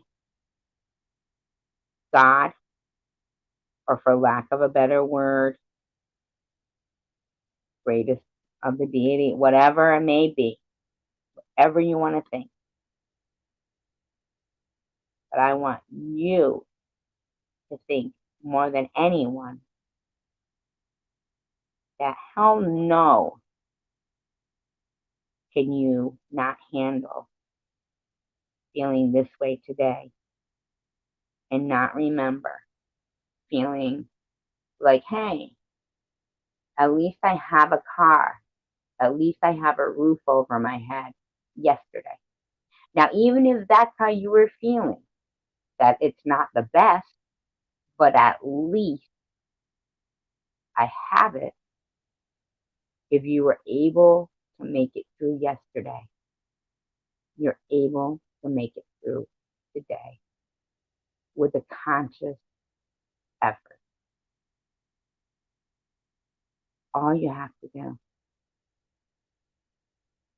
instead of thinking this, this, this, that, I need this, or I want that, or this is the color. But if you're feeling that upset, that you are making a conscious effort to, be, yes, I'm always trying to remind myself to be grateful for what I do have. Flying for it's, and Don, it's so easy to think about what you don't have or to think about what you do have and use that as like um, something to judge people for what they don't have. All of that is so easy too. But in actuality, it's actually really hard because, like, I remember I was talking to Rachel once and agree with her wholeheartedly that when somebody acts one way, it's hard for them to act a different way once they see, like, maybe the error of their ways, like maybe, oh, it wasn't quite that way, or this or that, or whatever it may be, right? Whatever the case may be, once they see that they were wrong, some people have a hard time saying, oh, you know what, I was wrong. So they'll continue it. So to me, it seems harder for people to swing out and be, not so pleasant, because then if they see something they were wrong about, unless you're the type of person who can say, you know what, I was wrong, and you are, then they have to continue the farce that they're a bad person when maybe really they are, you know? And the people who like them and who feelings they hurt initially don't even care. Not that they don't care, not that they don't care, but they don't care about them having to keep being mean because they don't want to admit they're wrong. They don't even want them to admit they're wrong. Just talking to them again. Some people are so grateful, not pathetically grateful. Yeah, I do too.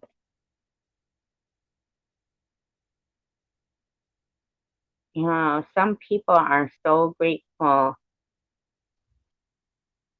just to breathe that they don't have to hear somebody say they're sorry just because they hear their voice again. You know what I'm saying? Some people have already given you a place in their heart and in their life that it doesn't take the words, I'm sorry, for you as a person to fill it again. It's only empty because they're not there. It's not empty because I'm sorry it's not there. You know?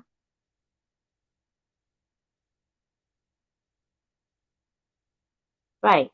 Friends you can talk to take half your burden but give you back double, huh? Exactly, Rachel. Absolutely. And I think they don't understand their worth to me.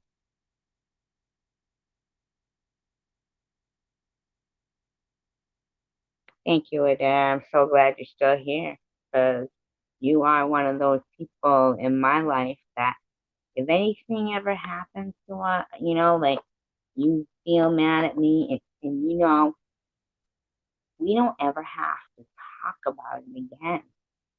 Because just like Rachel said, friends you talk to take half your burden, but give you back double happiness.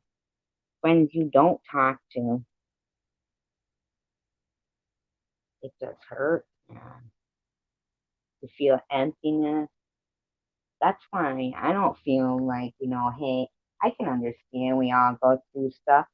Saying I'm sorry every time you screw up, that's not really necessary. And some people have a hard time with it. I'm not looking for it. I'm looking for exactly what Rachel said right there. There. That's what I'm looking for. You know? And that I don't have to get on a panel for a resolution. I don't have to have all that. Just fucking come around and don't talk about it. If you've changed, don't state it. We know what's gone on between each individual. Those individual people know what they're looking for to see. But the fact that we're talking now means much more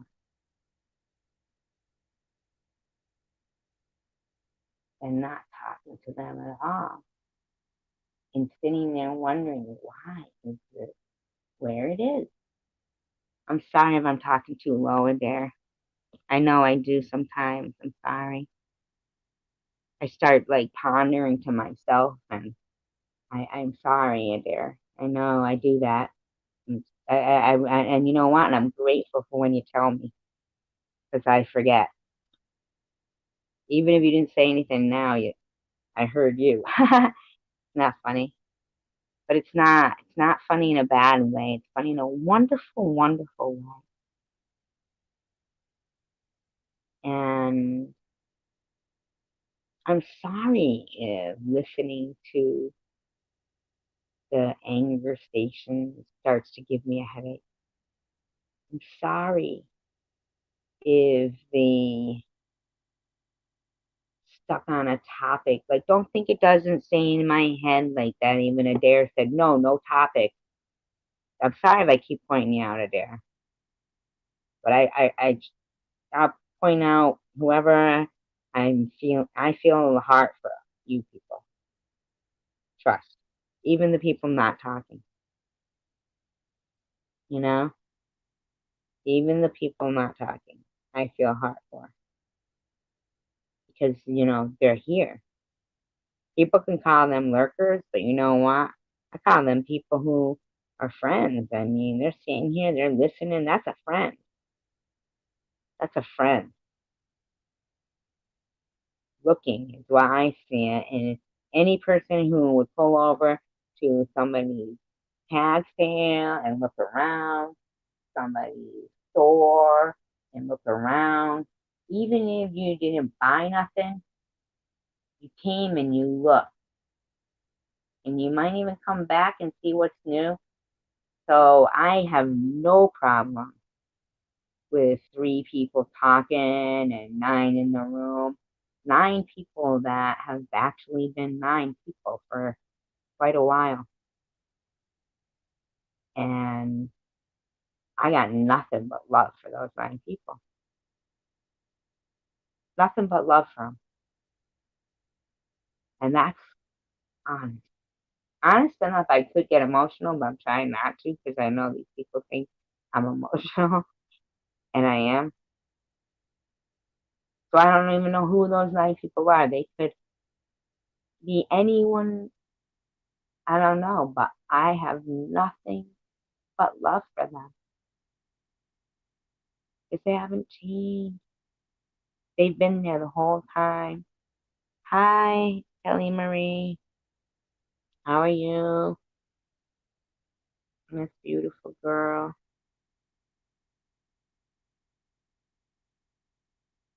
Yeah, honestly, God, love all around. Tesla, love is all around you. Remember that? Tesla?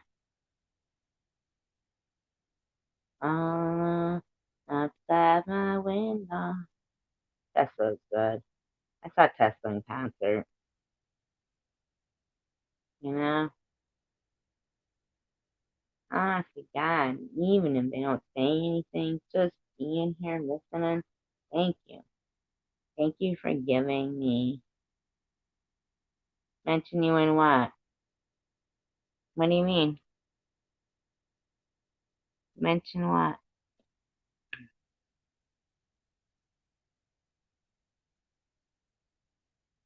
What does Kelly Marie mean? I love Kelly Marie.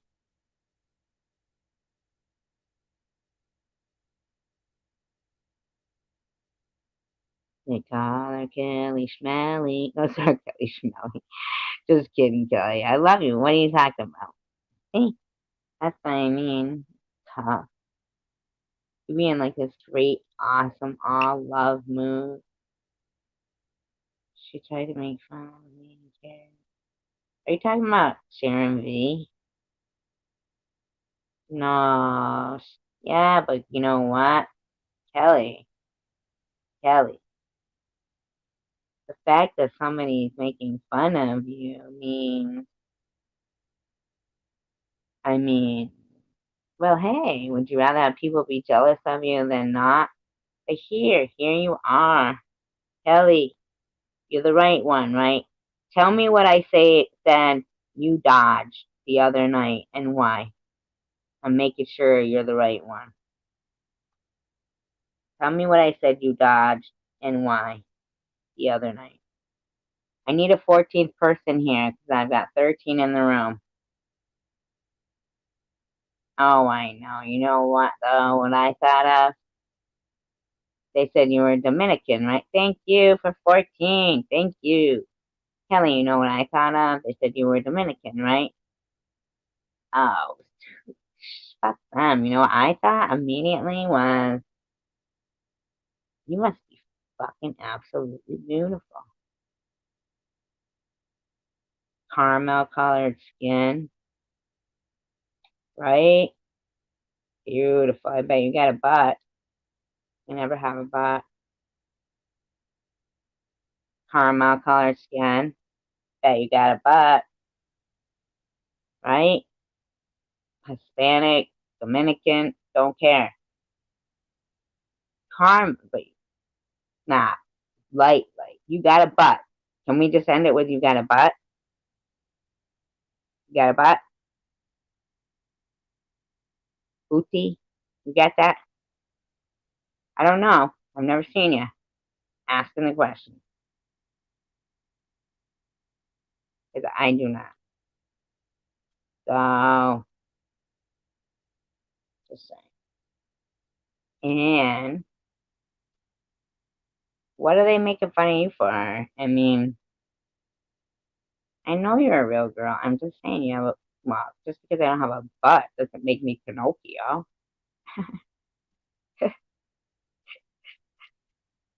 What I'm thinking is when they were handing out butt, like there was like this line, there's a line for butt. And then, oh, shoot a bobble. What do you care? Kelly, you're here now. Kelly, I'm not. Conscious effort, conscious effort. Come on. Go back to small print. Back to small print. Kelly, what does a horny toad say? What does a horny toad say? Rub it, rub it.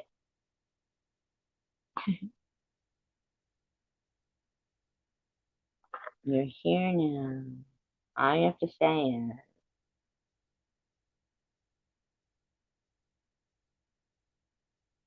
I don't give a fuck. I don't give a fuck. What is that song, right? Remember that song? By the big guy and the girl, and he goes, I don't give a fuck. I don't give a fuck about you, you little bitch. I don't give a fuck. I don't give a fuck, right? That's fine. I'll find it for you. I'll drop the link so you can play it and mind yourself. I have 13 people in here and need one to go or a new one to come. Because I need not 13, 12 or 14 or even bigger than that. I don't give a fuck. I don't give a fuck about you. What is that song called? That's a song, right?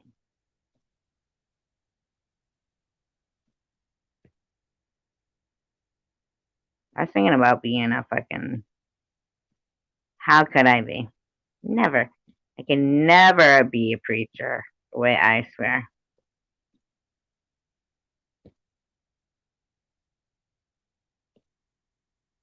Big Sean, right? I don't fuck with you. Well, I'll listen to it.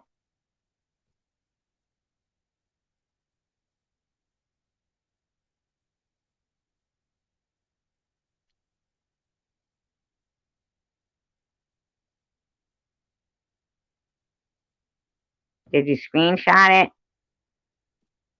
If you didn't screenshot it, then I suggest in the future you screenshot everything. That's why people say, these dumb bitches screenshot everything.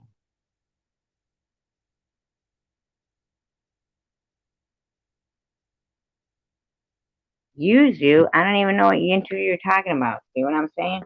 Because she didn't get much attention from it. Not because of you, Kelly. I'm just saying. She didn't get much attention from it. Everybody listen to that song.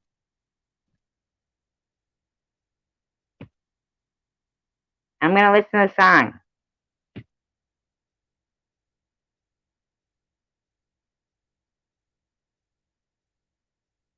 You guys are. I am. Stupid commercials. I hate these commercials.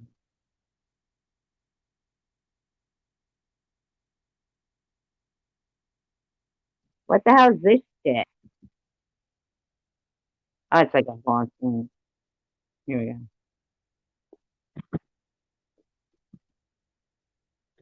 I wish I could play it for you guys.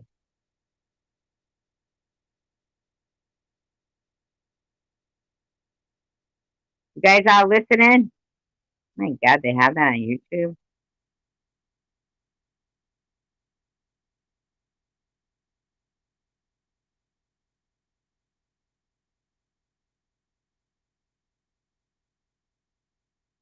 Right? You guys all listening? You go, you little stupid ass bitch, I ain't fucking with you. You little dumb ass bitch, I ain't fucking with you. Everybody go back to the video and sing.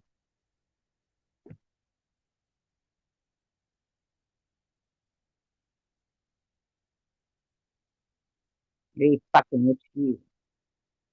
I don't give a fuck. I don't give a fuck. I don't give a fuck.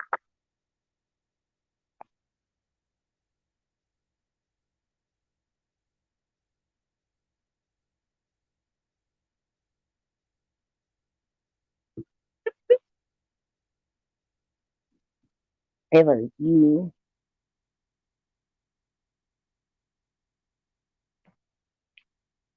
Guys all listening? What do you mean you get lost? It's, listen, it's, I don't give a fuck about you, Big Sean. What, you guys need me to sing it to you? I will.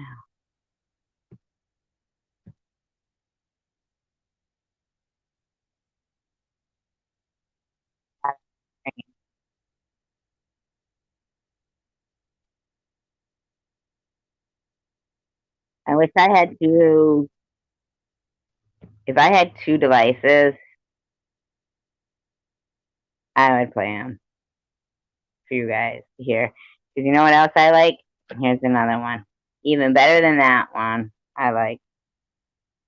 If Jose was here, he would. Yeah, but I don't have two devices. So that's how you have to feel about them. And then you start to feel like this about life. Okay? And then all you have to do is go to your history to get back here. Whoever.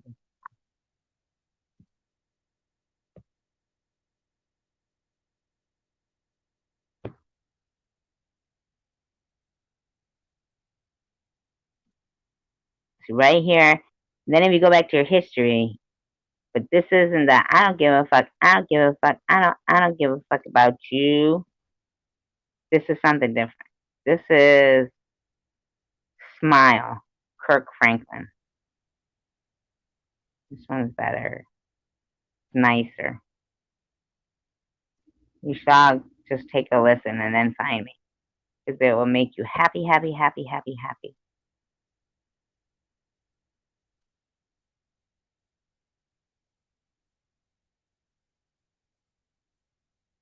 I'll sing what I can. About depression, unemployment. This song's for you. Listen to me, Dad.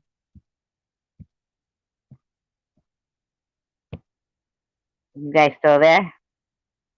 All right. I don't even care how silly you people think I am. I'm just doing this. Okay. There's no sunshine.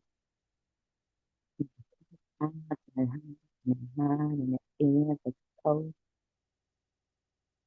Today's a new day. But where are my blue skies?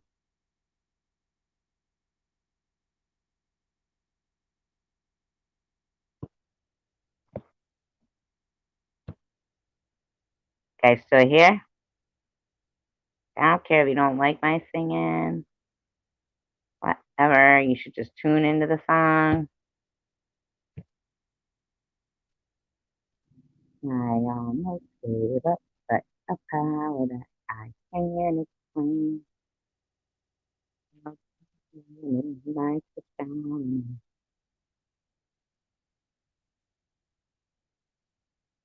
Even though I hurt the I smile, I know. I smile.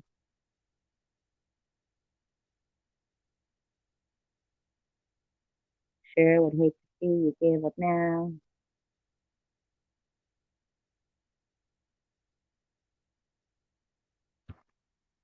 See, those people, they think that they are so godly. They think that by having a, like a labeled religion or something is about having faith. And, unless you go this way or follow that way, but here's what I think. I think that there's no rules written for faith and to feel good. So there's nothing in the Bible written that if you get cancer, you should feel this and it's because of this. Or if you're abused as a child, or if you get raped, or if this happens, or if this happens, you should feel this way. You know, there's nothing written to tell people about that. And so I think when people uh,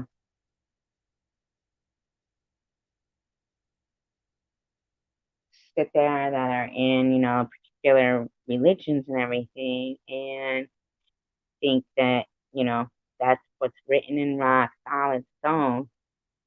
I don't think, you know, they've ever had to, yeah, well, whatever, above private Ryan. I don't think they've ever had to rationalize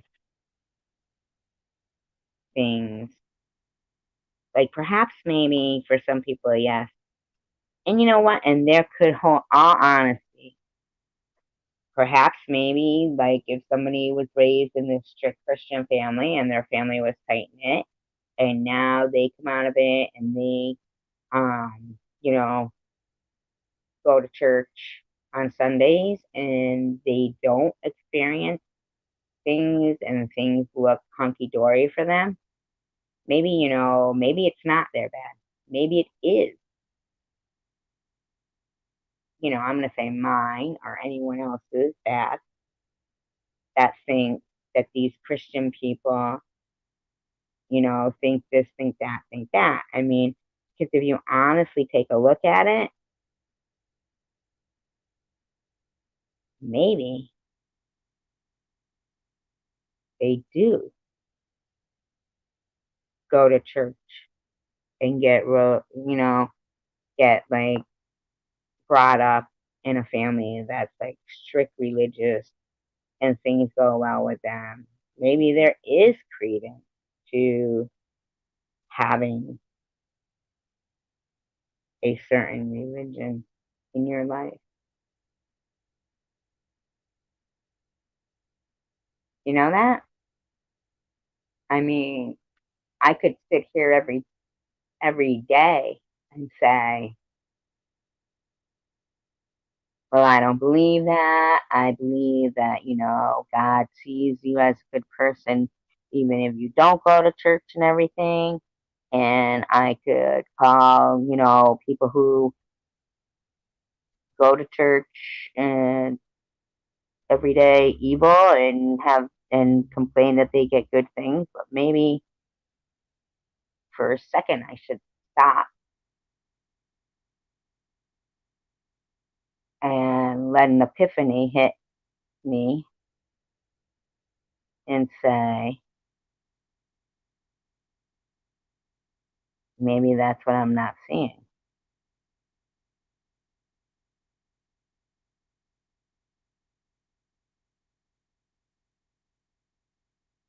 Does anybody understand what I'm saying here? I didn't come on here with this thought. I just got this thought. This isn't something that I've always thought. I've always thought, in fact, the complete opposite. But maybe I'm missing something.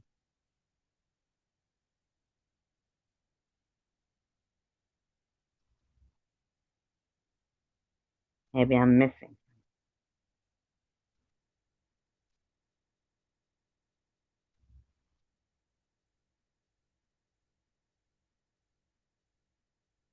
Times like this, I will misprove me.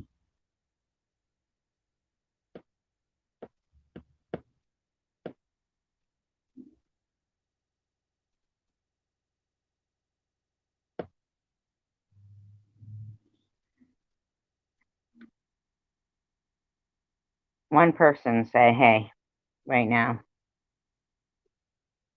and let me ask you a question. Serious question.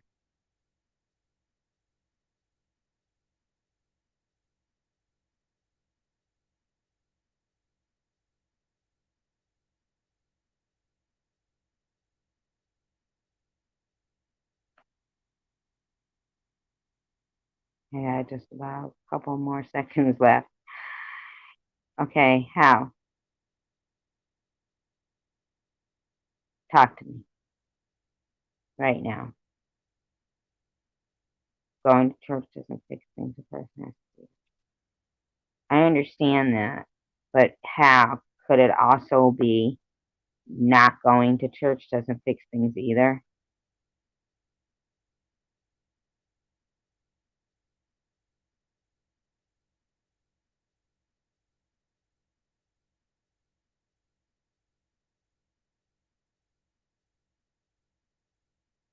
Am I missing something?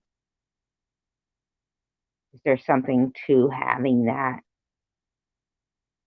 time out?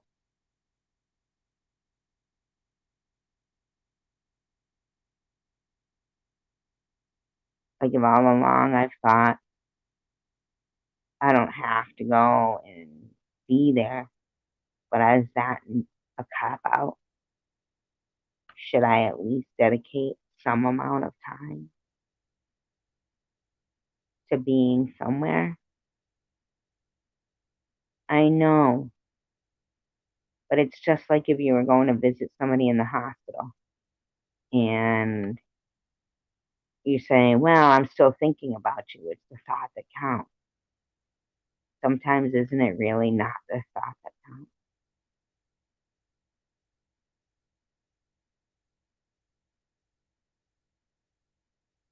Like, there's always like these, like they coincide, like they clash. Judge a person by what he says, not by what they do. Judge a person by what they do, not by what they say. They both clash. It's also confusing.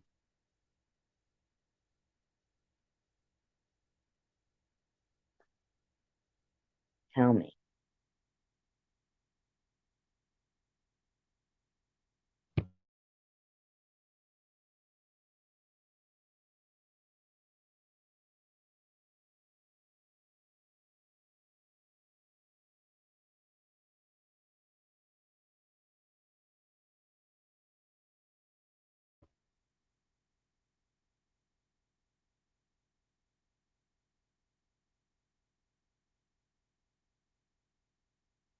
I see what, okay, each day, but you're saying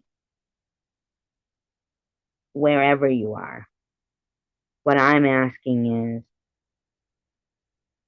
to sacrifice that time to go and actually show. Like, it's up to them. I mean, what I'm saying is it's not about the person who's, I guess it is. I mean, I've read the Bible and parts of me have changed because there's different parts of the book that are, different books and they're different. They say different things. But what I'm saying is in comparison to, say you were talking about somebody you knew and you said, oh, their mother's in a nursing home and they never go to the nursing home to visit her. But say they went to church every Sunday. What do you think would be in store for that person? Should they do both?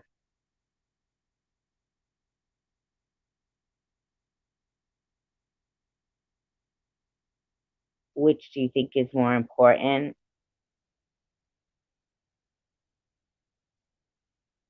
And do you think being able to show dedication to something by, but then you could go every week to church and be rotten to people?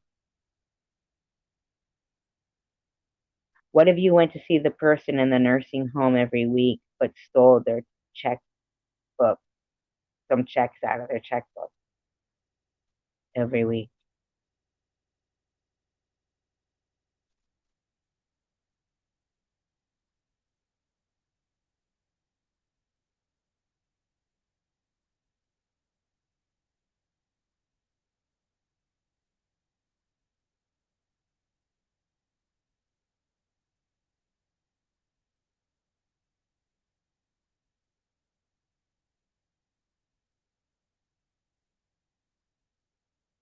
I knew somebody who did that. Not knew them personally, but they were so mad when I pointed it out, and then they ended up getting hit crossing the street,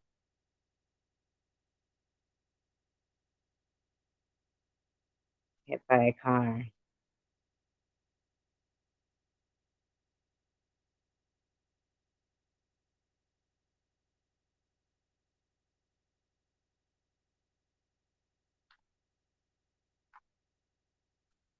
And a serious question, can I ask? And I'm not doubting anybody's belief, I'm just asking logically. I'm not asking if you believe it could happen or not. Logically, logically asking. Do you think, right? Like, thou shalt not commit murder. Yes, they were. They were hit crossing the street. Yep. There was actually two of them. Isn't it weird? And they were both hit crossing the same street. And they had been both different people. Different people. They were doing it too. Two different women. And both of them I had exposed for what they had been doing because I was the account person who happened to be taking notice of the newspaper. That I wasn't the accounts payable person at the nursing home, but I'd be there and hear this woman, one who could not, like, she really couldn't speak for herself, and she could talk, but she couldn't really 'cause she had had a stroke. So like her tongue stuck out, and she would come and talk to the lady Pat and try to tell her that checks were missing from her checkbook. And then what happened was these two particular women that were complaining of that. I happened to read the newspaper, and both of them had back records a long time ago. This was in '92, and I was shocked that they both ended up like that. There's so many things in life that make me feel faith, and I like them better. That's why, you know,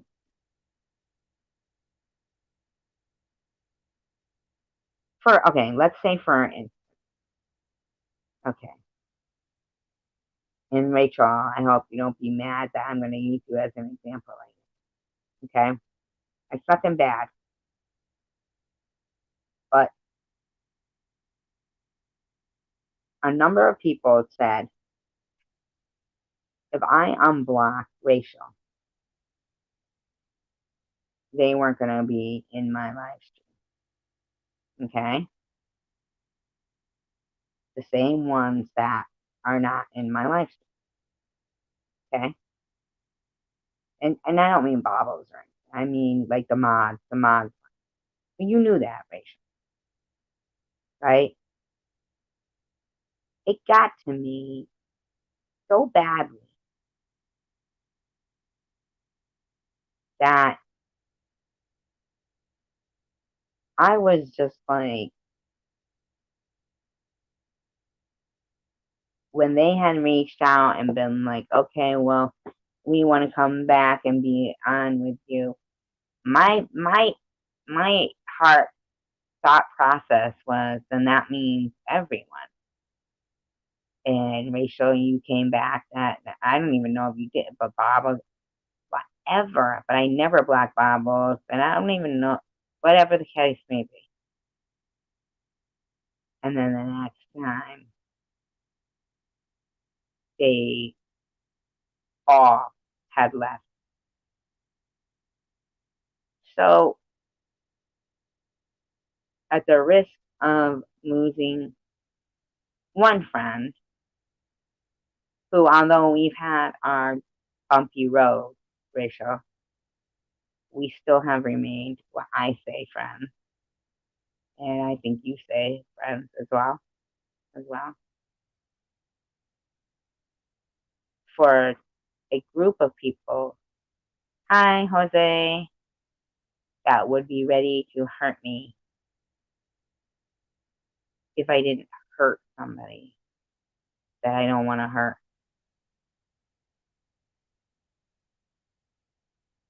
So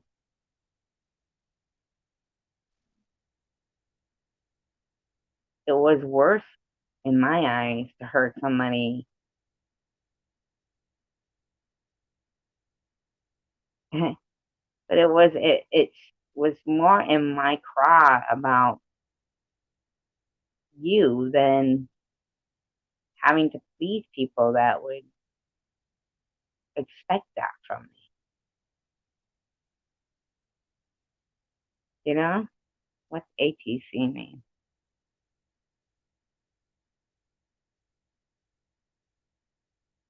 Right. Especially a number of people, you know? Like, this feels better to me. These chat rooms here feel better to me than those.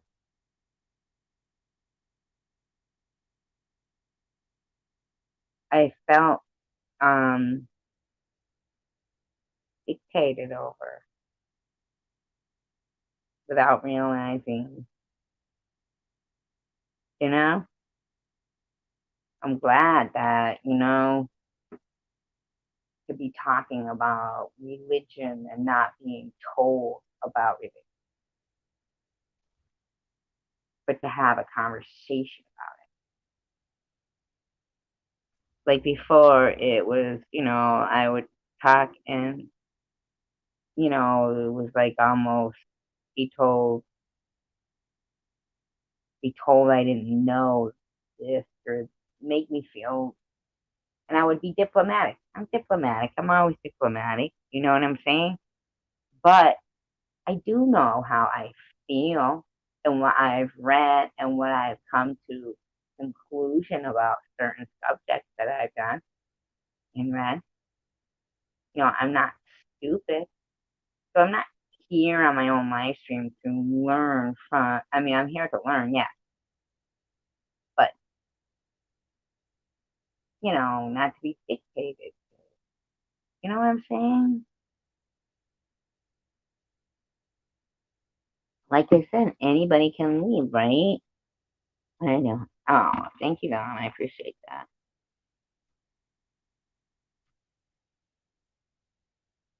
Jose, I love Jose. You know, I, and it's still, like I said even before, even like, how the thing that you said, Rachel, that about talking to friends is more and it's double when they're less or not there. I forget exactly what you said. It was a beautiful saying. It was a very beautiful saying. I wish I could find it because it was so beautiful. I'll see. I'm gonna go back here because it was very nice, very very nice. Um, I'm not sure where it is, but it was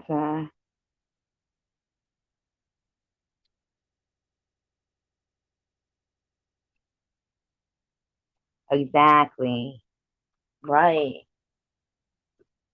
And and I'm sorry, just I don't feel I'm evil. If say I was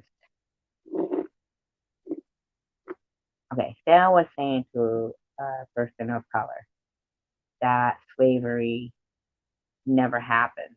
Two people said it never happened. Okay. And I just kept saying it like over your voice and it wasn't like conversing. And that person was saying, look, you're upsetting me. And you just kept saying it over and over. And then finally you just said, look, I just gotta just like, okay, okay.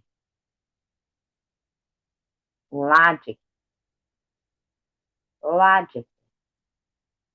I'm sure there's a person they could go on a live stream and they could say that, but not that person.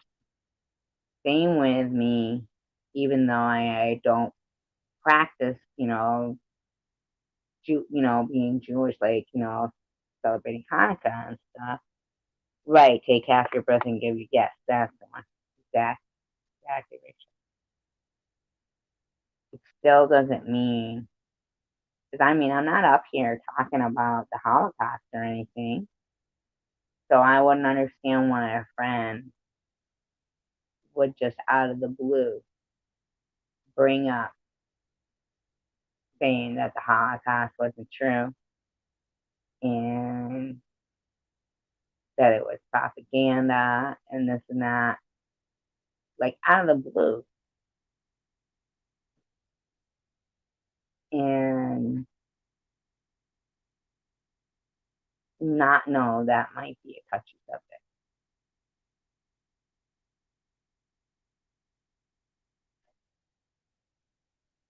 What two chicks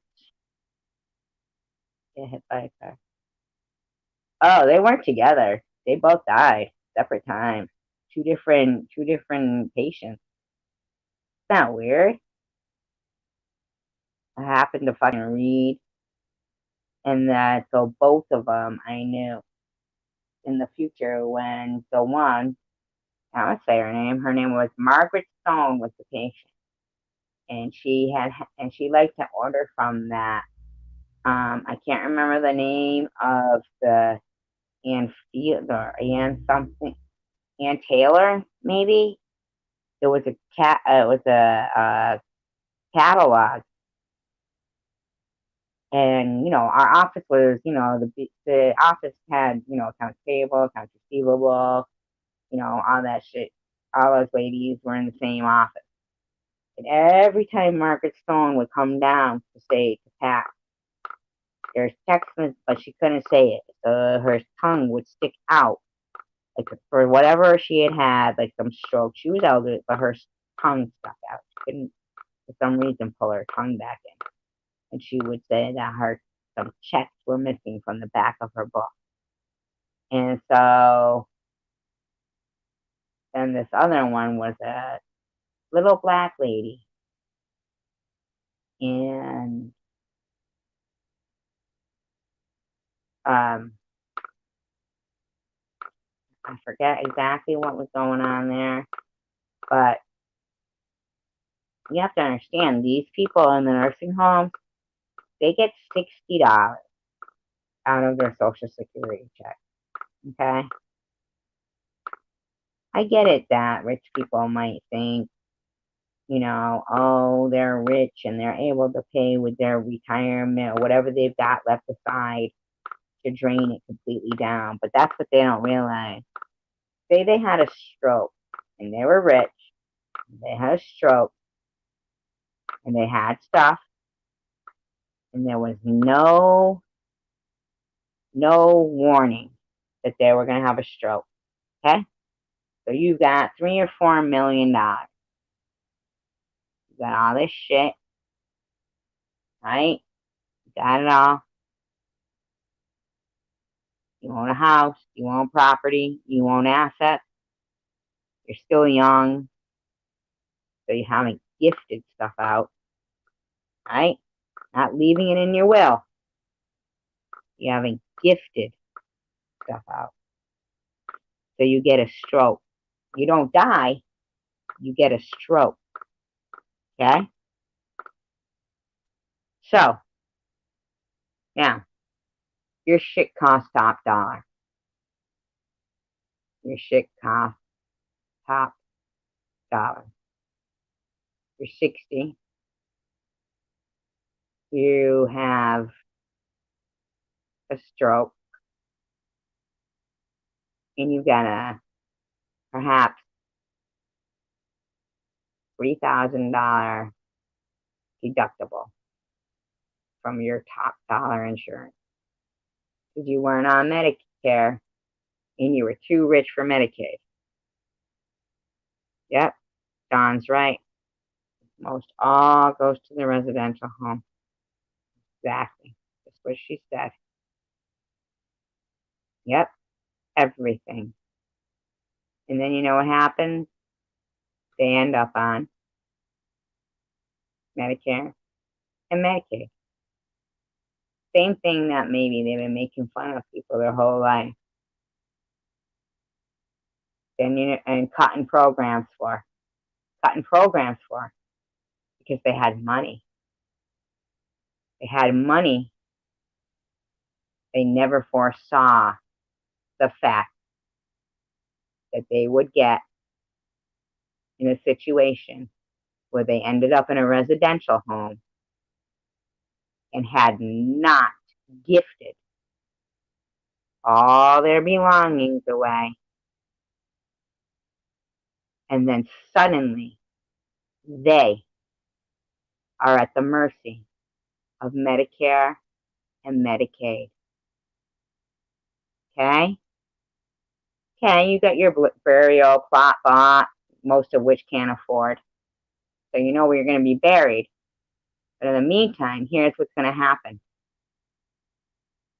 You're going to get $60 a month. $60 a month. Yep, the home took his assets. Yep. All their life. All their life. People work all their life. They think they got everything all set up. And you don't think you can gift that shit to people when it happens. You can't. Prudently knows. I'm sorry to say her name. But she knows what I'm talking about. You cannot gift that shit to people. I'm not saying that in a bad way. I'm just saying being experienced with what I'm talking about. So I'm very sorry. I did not mean to say her name. My full apologies. Full apologies. Yep, the home want to take his. That's what they do. They take their assets. So even though everything might be wonderful now, and I'm not talking about people in other countries. I'm not certain how your shit goes, but I've been the accounts receivable manager for many a nursing home.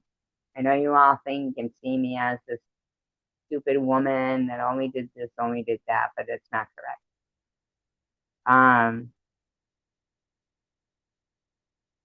I will tell you right now, you end up getting $60 a month. And most of your relatives are so pissed that you've lived long enough to drain anything you had or anything you had in the bank.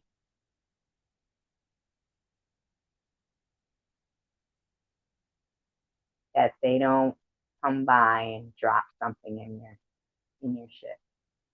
And they can be people who were rich and had husbands and had 5 children, and none of them will come by and give you money. None of them. You end up getting 200, and I believe it's between $34 and $64 from Social Security for burial benefits.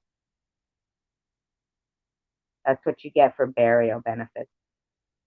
Between 200, it's less than 300 and less than $275 to bury you. And if you died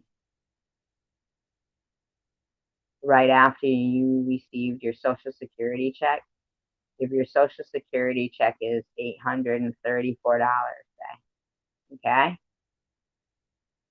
they reduce it by the couple of days that you were alive, and they want it back.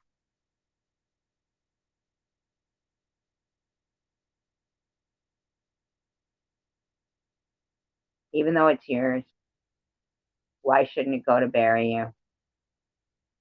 Why shouldn't a decent amount of what you would have continued to receive had you lived at least be available to bury you?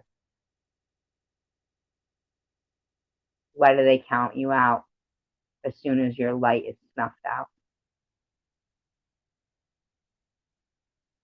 That they don't even care how you get buried.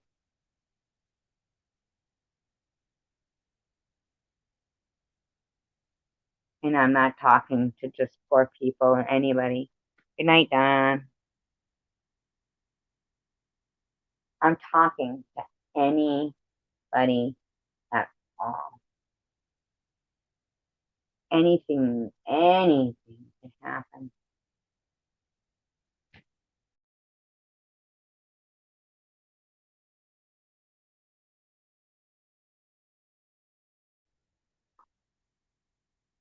I mean, you could have gone to church every day or every week.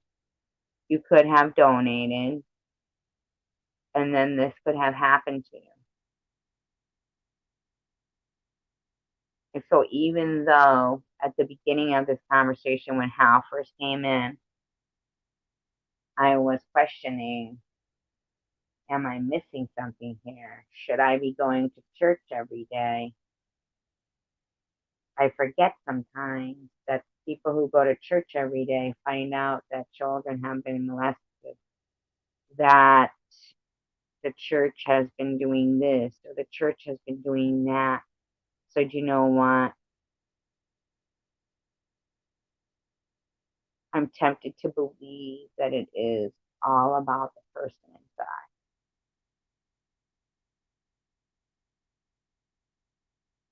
Maybe it's not even about what we say, what we do, but what we think. Maybe the one person who can read our thoughts can really read our thoughts.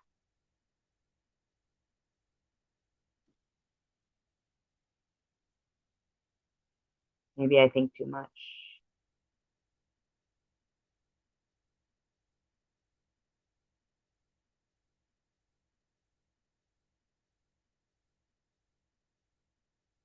I'm sorry if I do.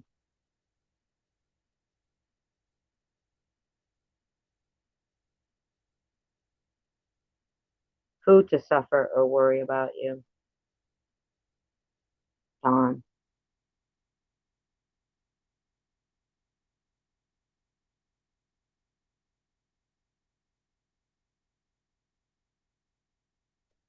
I'm sorry if I wait for people's answers.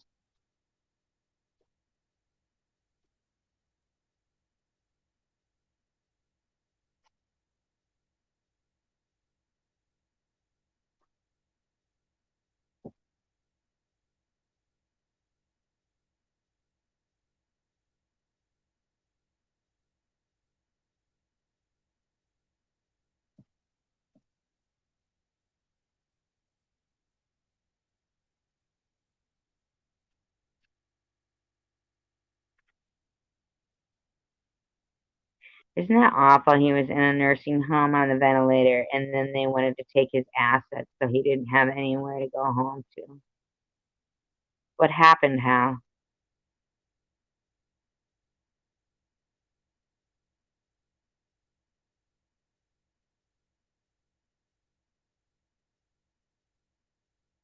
Most people don't worry about people unless they have a vested interest.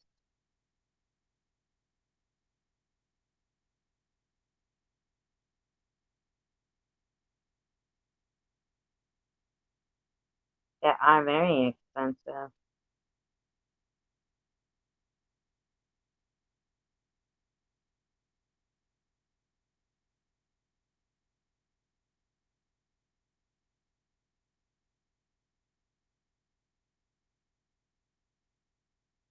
Does anybody like here, do they go to a church service regularly? I'm just curious.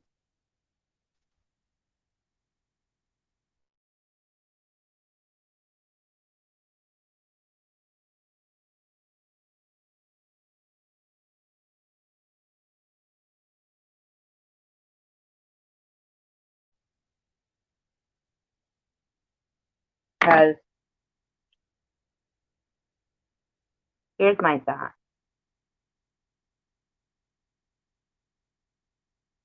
Whether or not you get buried or whether what happens here, um,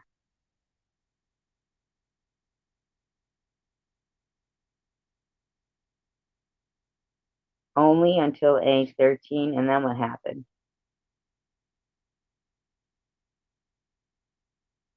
Even at a funeral parlor cremation, I'm not sure if I believe that that's, what you get, the ashes that you get.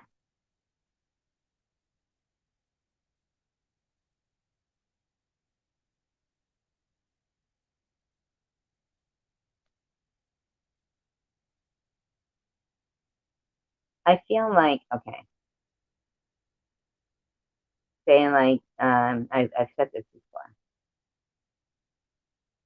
I feel that there is a merciful God, but not in the way where some people say, you could say, oh, I accept Lord Jesus Christ as my Savior, and they accept. How did you guys, how were you able to fight the nursing home?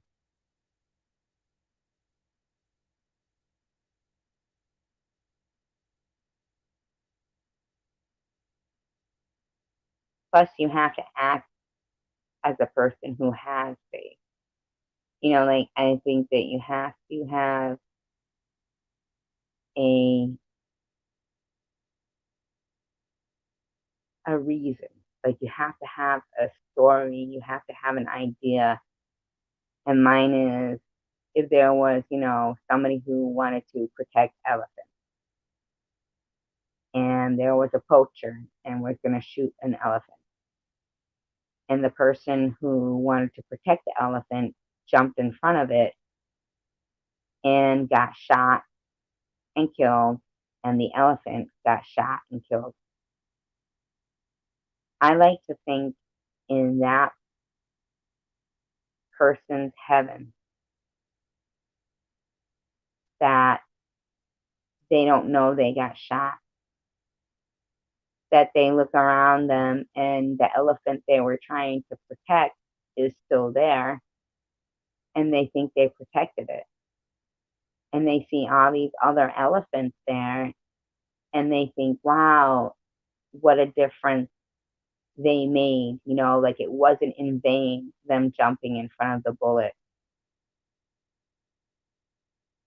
That's what I think a merciful God is. That he doesn't let us think it was all in vain. Even though maybe the real life that we lead remains evil,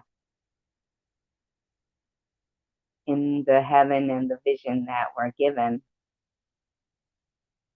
it's everything that we wanted it to be.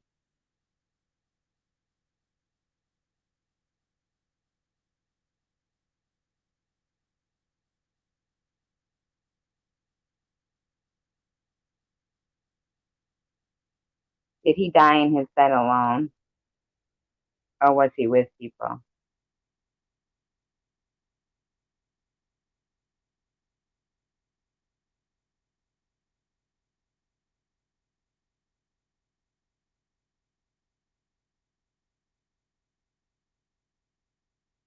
I just feel like even if somebody died in their bed alone, that they wake up and everyone they ever hoped to see is standing right there. And it's like this welcoming party. So welcoming, and you're so happy to see those people that you don't even think to yourself, why am I here? You think to yourself, this is awesome. And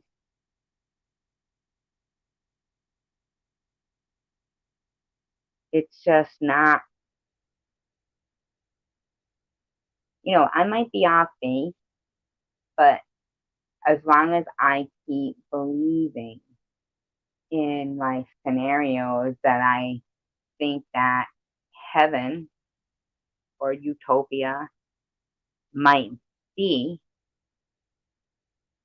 then I'll keep being a good person.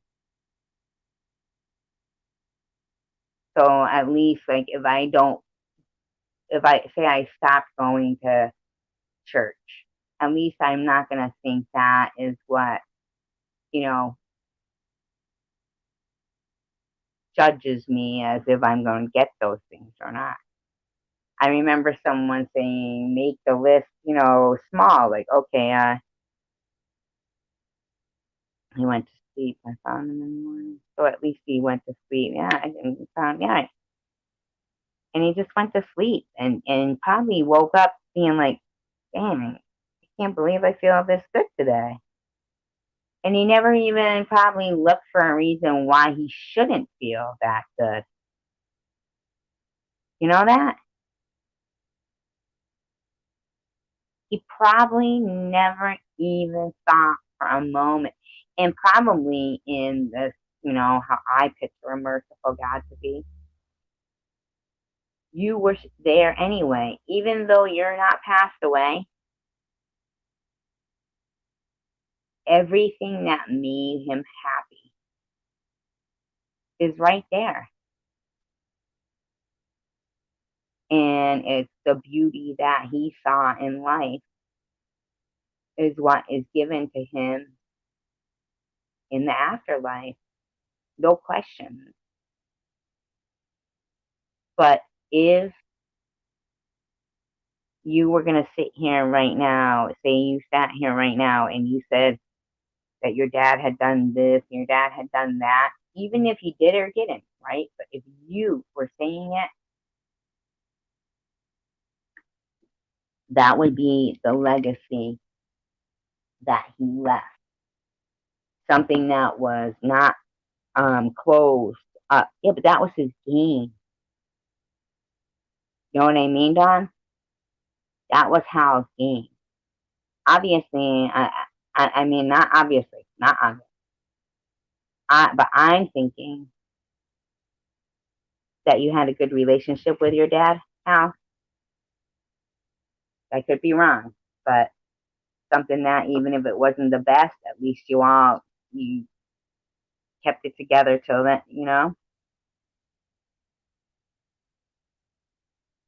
I could be wrong, but at least you're not recollecting, with bad memories. You're recollecting with love. That's what I'm picking up. That's what I'm thinking.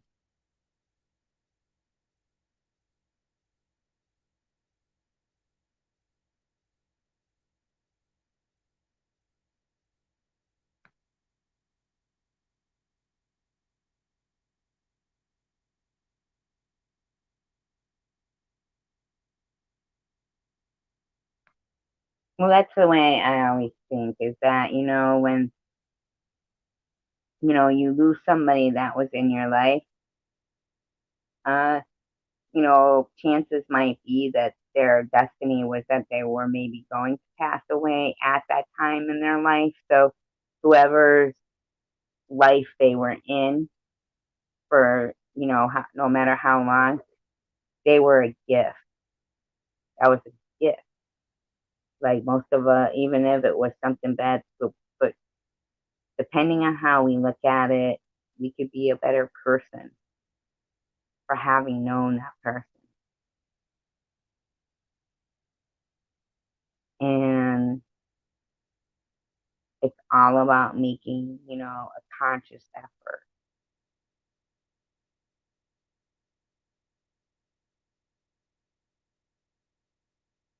It's about all of us, Don. It's about how we want to change, paint the future. I guess, like, yeah, I mean, earlier I could have, my nanny had some bad things to say. Right. And if we could just, I know some people will call people too deep or they think too much or they analyze too much, this, that, Um, I don't think anybody is bad because they're too deep and they try to make things make sense of things. I don't think that makes people bad people. People will try to make people bad just for anything. I mean, anything at all if they want to see things that way. But I do believe that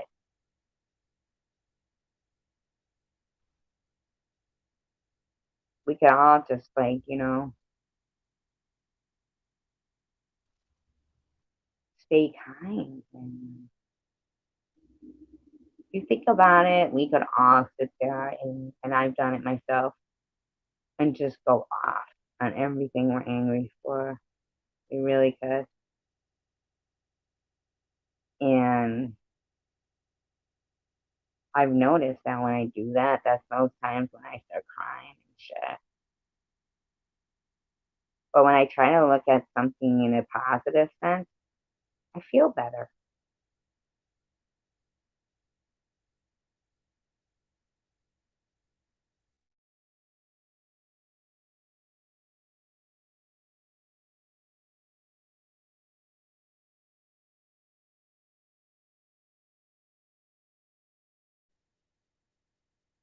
When I was on earlier and I had started to cry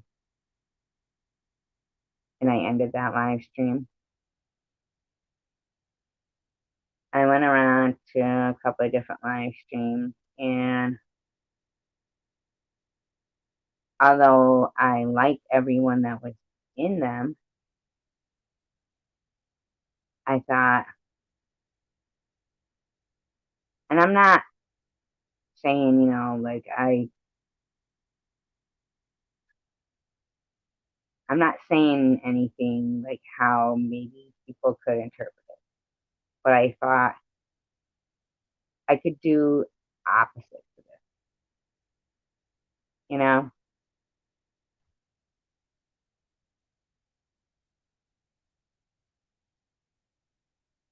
I could say, oh, I don't want to go live because, other people are live. I could respond. I could do this. I could do that. Or I could look at these people and say, these are my friends and they deserve better than,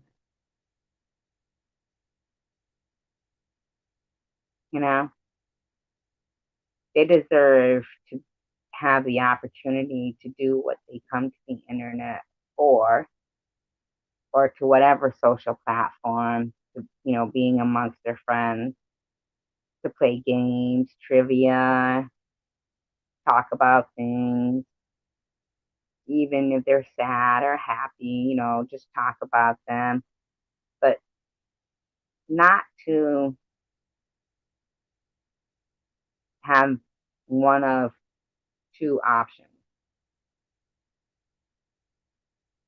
you know, talk about someone else or leave. And that's what I was seeing. I'm not putting down any other channels at all. Everybody does their own thing. Everybody does. When I talk about trivia, we ask questions about the Brady Bunch, Johnny Quest, movies like that. There are things we can all relate to. Having a dislike for one certain person isn't something that everyone can relate to. Wanting to support a channel that it might appear on is something we can all relate to. So giving the thumbs up, stopping in, checking it out, something we can all relate to. But as for being able to find something that you can, you know, talk about different subjects and just random, there wasn't much going on like that. Not that I was seeing, you know, and I'm not putting anybody down. I'm not mentioning anybody in specific because, some people, they change daily what they do. But I myself, I like trivia. I like music. I like trivia. I like current events. I like humor. I like religion, talking about faith. I like all different kinds of topics. And when I list all the things I like, gossip, rumors, hatred, insults, degrading, slandering, all that kind of stuff was never in them. That shit's never in my list of shit I like to do. So my live stream is just here to chat. I can't give you certain specific times I'll be on because, you know, I've never been that good at sticking to shit like that, like times and stuff. I'd be so happy in a world with no time. You don't even know it. If you want me to go live, you can feel free to reach out to me on one of my videos and a message. Say, hey, can you go live? I just feel like talking to friends, you know? I'd be glad to. As soon as I see the message, I'll be glad to. Ever you're mad at me or anybody here, just ask, say something. I've, brought down the amount of mods that I have.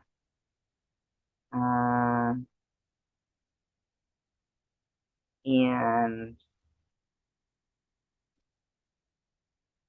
whatever the case may be, I just really hope that I'm providing a nice environment for people to talk in. Hope I don't mumble too much. And it is what now? 1:37. I don't even know if my phone is frozen or what, but nobody's saying anything. That's okay, because I've been rambling. I don't mind. Sometimes I kind of understand when people will use terms like, oh, it's good news, because sometimes things are good news.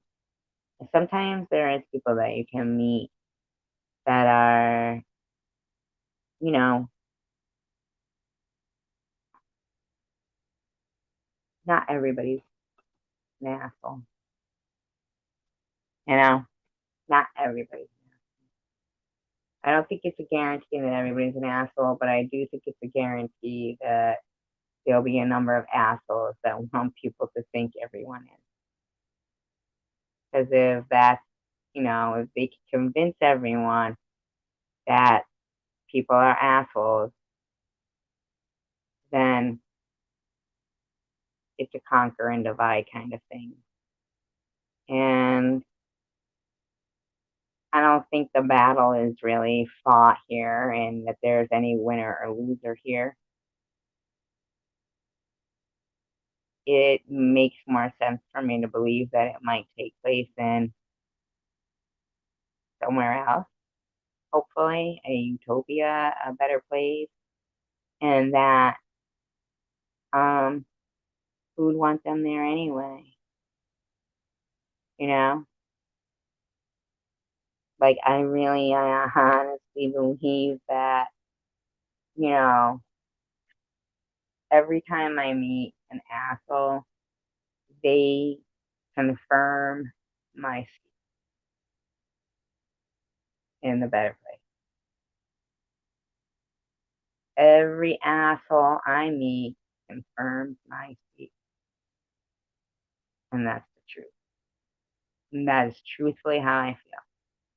So all those assholes that treat me rotten, all assholes that treat anybody that's good, that's here, rest assured that the more assholey you are, the more you confirm our speech. You know, that's all I can say.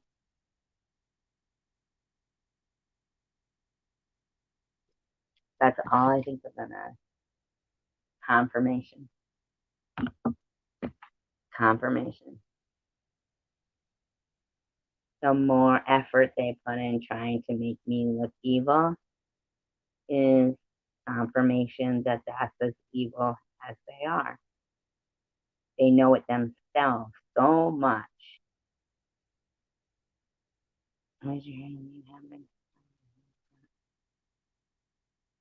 Exactly. Tom Reed. Exactly. Tom Reed. Um, I would say that and still say that he brought a lot of us together. And as for Tom Reed, he's another one. If he was like, you know what, I don't even dislike you as much as I thought I did, even if he didn't say that, even if he just said hello, I'd say hi back, and whatever followed, followed. I would never say to him, why did you do this? Because why they did something one day might be totally different why they're doing something another day. So Tom Reed's never blocked from my room, and I'll tell you a lot. There's things that I do like, and things that I respect about people. People who read, I don't, and I'm sorry, I find it hard to not have a respect for people who read. So I know he reads a lot, likes to learn about a lot of things. Another thing that sticks in my head of, because I don't want to think that I wasted time liking somebody that had nothing likable about them. So, you know, I'll consistently say these are things I found likable about this man and still do. Um, he said, he was talking about a woman who was, like a very, very brilliant woman who was talking about the cure for cancer or something like that, and how she got very few views. I mean, this woman was talking about something that could change the world, and she didn't have many views. And he could show what he had for lunch that day and have a ton of views. And still, I get goosebumps thinking about it now because how, like, and I'm not putting him down. I'm saying, like, I have my own thoughts with different people. I never knew I'm talking to him. So. Right, but Don, I was like going there before he had 1,000 views, and that doesn't mean anything. But all I'm saying is, I've seen Tom change through different things, just like me, different emotions and stuff. But without emotion or without even whoever said it, that statement, what he said that night, was very true. He said he watched this woman who was talking about a cure for cancer, like who held these degrees and everything, and not, it was like she was talking to an empty auditorium and there wasn't many views on it either. And he could show what he had for lunch that day and have more views. And he wasn't scouting himself, saying ego wise. I think if he was to say what he really was thinking, some may have found it insulting. Because I think what he was really trying to say was, what's wrong with people? That's what I think he was trying to say. What's wrong with you people? Why? Not you guys, you know?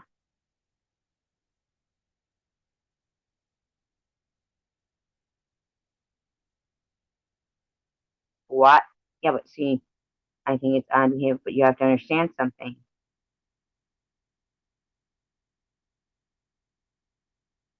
Tom, initially, it's just like you or me, okay?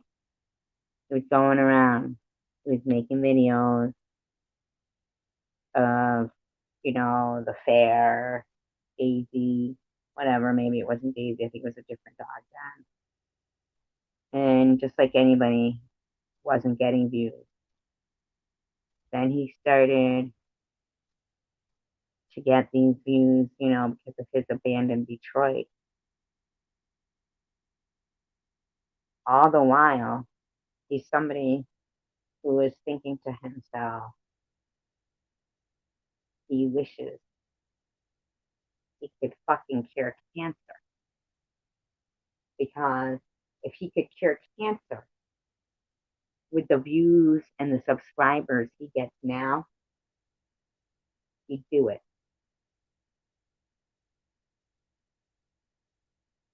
Because he, like any other person, thinks to themselves, how the fuck do these people care more about what someone had for lunch than how to cure cancer? And then, like everybody else, he starts to lose his faith.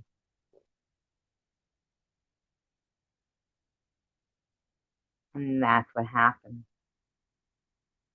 And I don't mean their religion, I just mean their faith in mankind. Even himself saying about me and my cancer, okay? Maybe he wouldn't be so quick to say something like that had he dealt with people that stood by their convictions and this and that, or respected that in people. I can't speak for Tom. All I can say is he had plenty of conversations that I enjoy.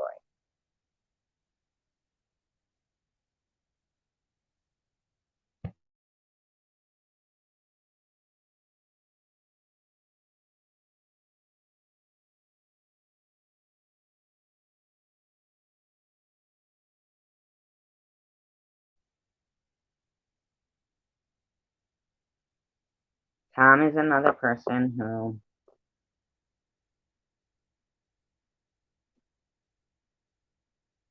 he, no matter what, if they started to talk to me, I would never say, you know, why did you do this?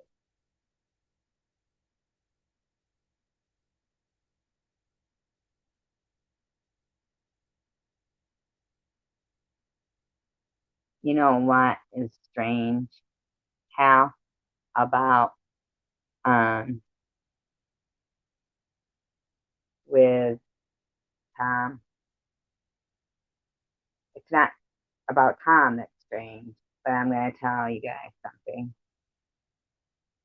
The same time that I was, you know, starting to watch, watching Tom and everything, and I was using my own name, okay? And then at one point I realized, oh, I shouldn't use my own name. It was with that old man Bob thing and everything.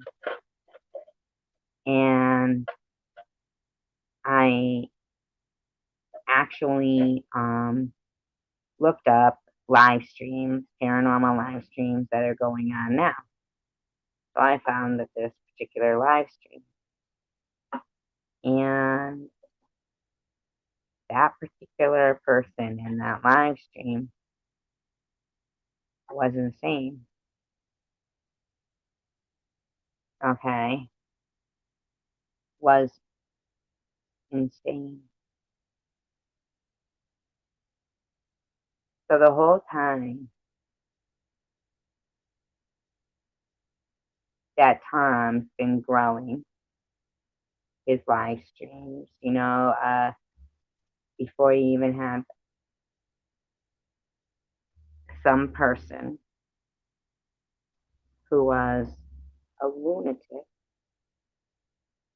with many, many, many, many, many channels of their own, not, popular ones, just like what you would call stock accounts, but with content on them, was in their mind thinking they were infiltrating something that was going on. Whether or not Tom or any of these people realize it, they got caught up in someone that was stalking aggressively me and was cloning each one of them, copying and pasting.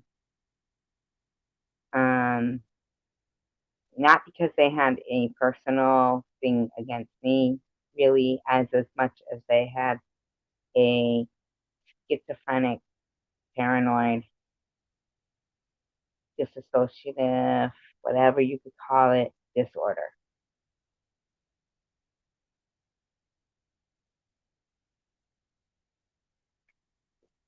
Um,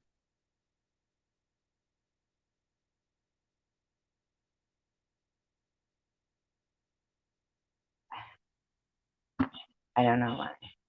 I'm gonna show something quickly, and you have to go and you have to watch it quickly, and then because then I'll have to remove it. Okay? I drop a link. Watch it quickly, and I'll show you 3 years ago.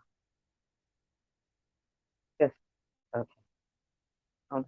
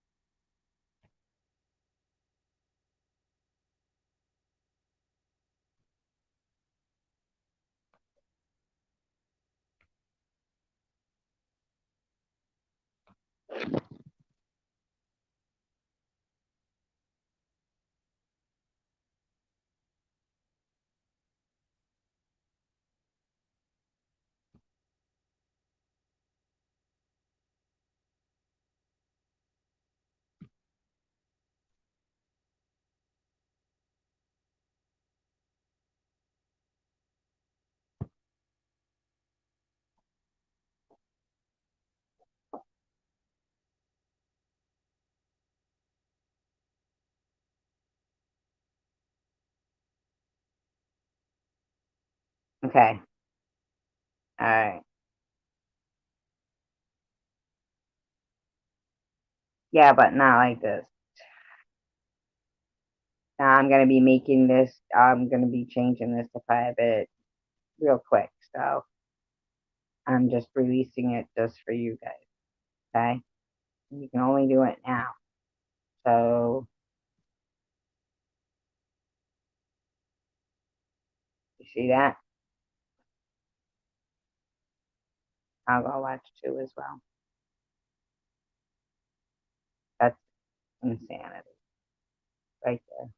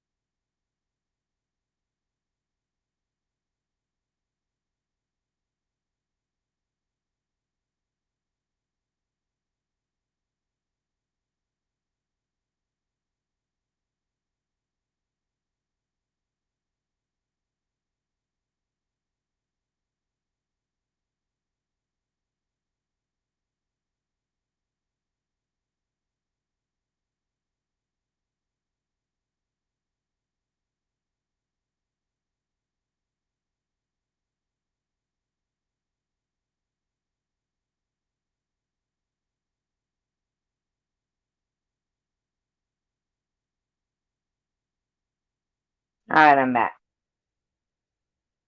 Hello? Hello? Can anybody hear me?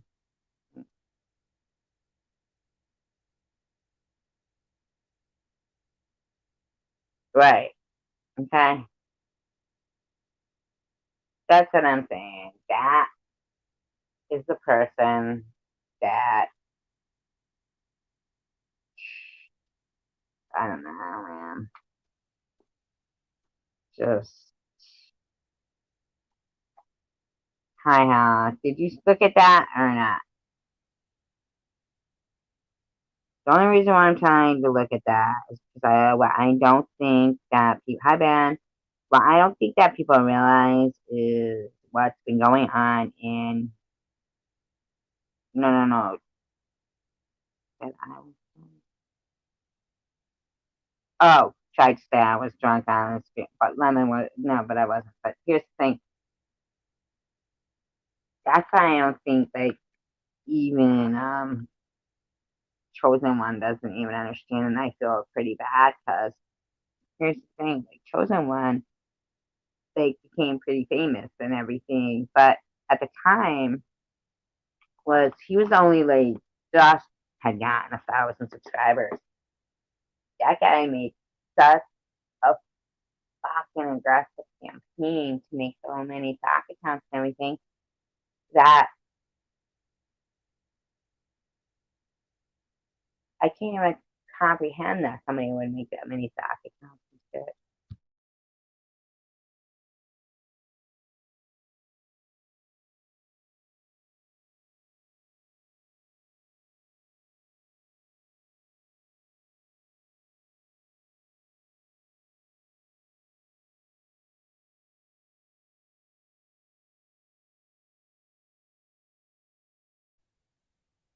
He also says Lemon was there, but Lemon wasn't there.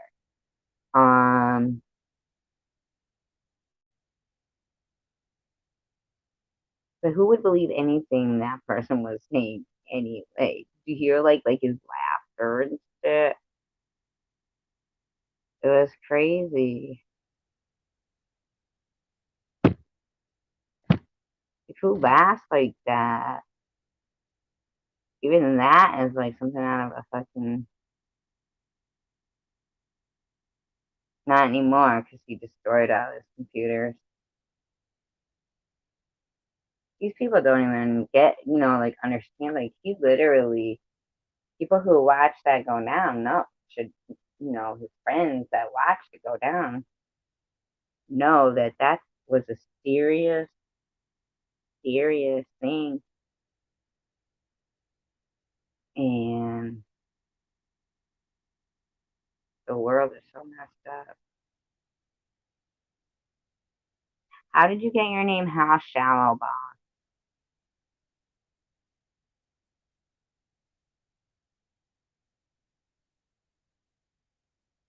How Shallow Bob? That's pretty funny.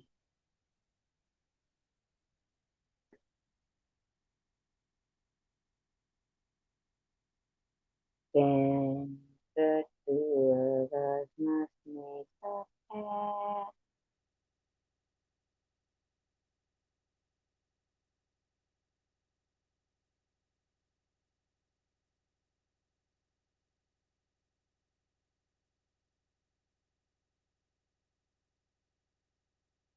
Why would Michael Jackson be singing to a rat? I would never even have. I mean, I'm just sorry. I'm sorry. Sorry. I have issues with, you know, a rat. You know what I'm saying?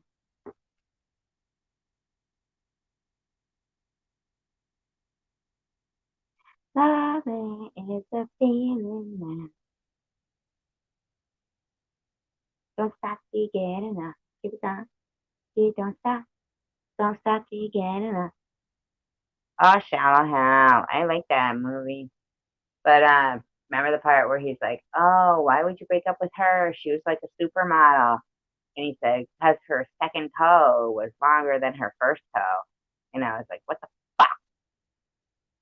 He was all like, what kind of super freak, circus freak is that? That's what I should have picked my name for a YouTube circus freak.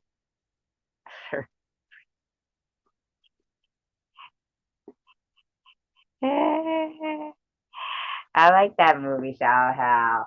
And then he had the for members only jacket on, and she was like, what are you, like the last member?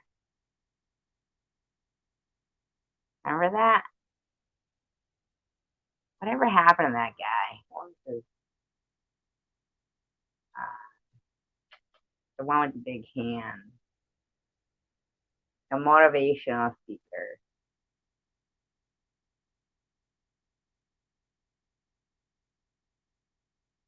What are you talking about, done with Sharon V? When were you over at Sharon V? How's that supposed to mean? What does that mean? Damn, I love you, but I'm done with Sharon V. I'm not even talking about Sharon V. What are you getting at? I have to pee. Hey, don't talk about Sharon V while I pee, please. Hey, don't talk about Sharon V on me while I pee, please.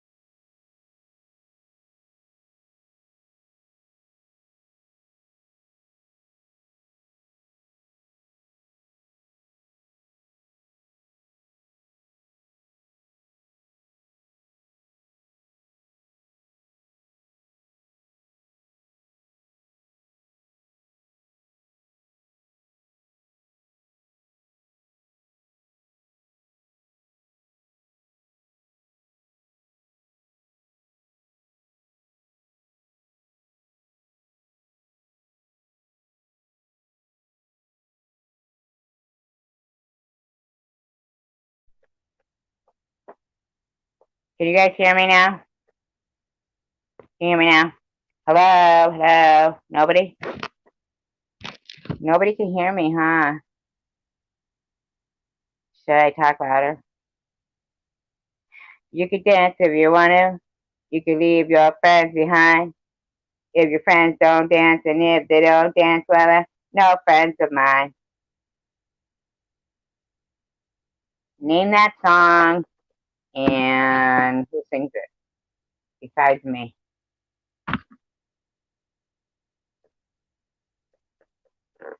I was on mute.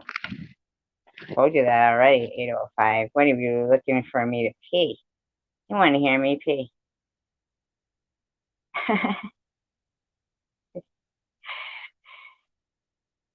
Nope, not the Tubes. I love the Tubes though. Want me to sing it again? All right, I will. Since you want to. You can dance if you want to. You can leave your friends behind. If your friends don't dance, and if they don't dance, well, they're no friends of mine. Come on, who is it?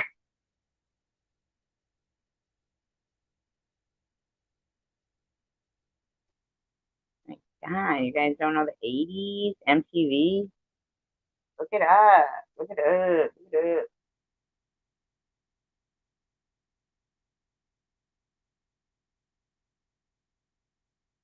All right, what's the song? We'll get a point for knowing the song.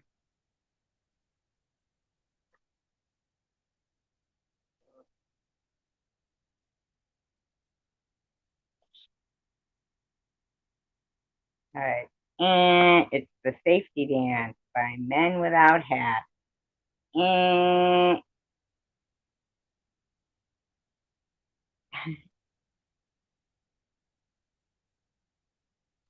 let's, all right, Metal Chick. What genre? Tell me, I mean, what year? Not genre. Sorry. What year? What year's Metal Chick?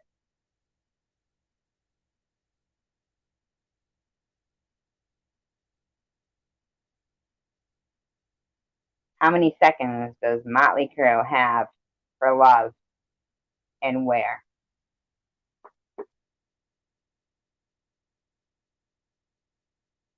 How many seconds does Motley Crue have for Love and Where?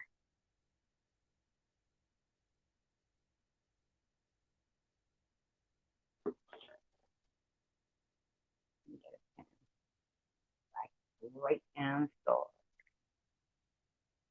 John got like 10 seconds. Yeah. And where?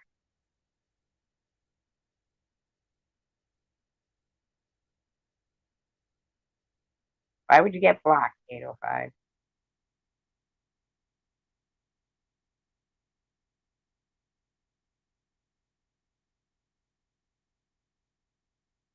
Where does Motley Crue?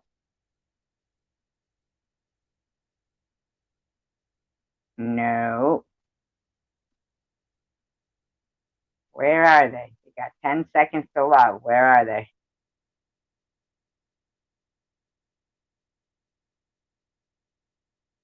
You gotta think of the song. Not in the title, it's in the song. Let me get you in and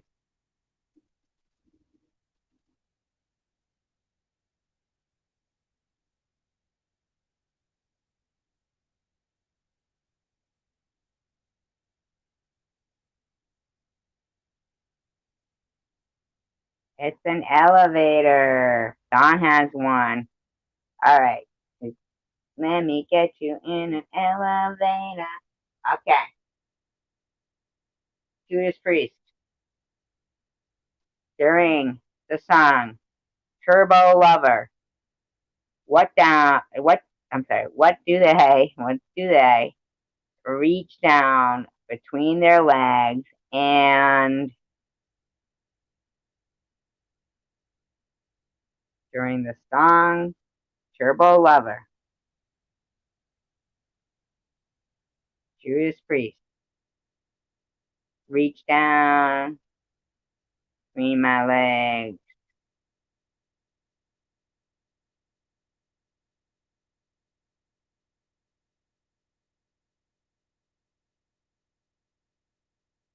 Oh my God, that might be Van Halen.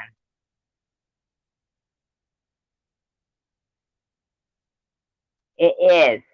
It's Van Halen.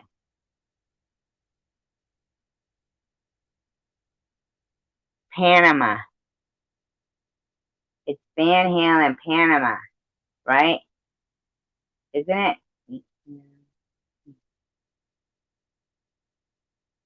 Yep, that's Van Halen, Panama. Reach down. Yes, eats the seat back. Yep, that's fucking Van Halen Panama, though, isn't it? Yep. Yes, I got it. Okay, okay. Judas Priest, Turbo Lover. What does he shift to?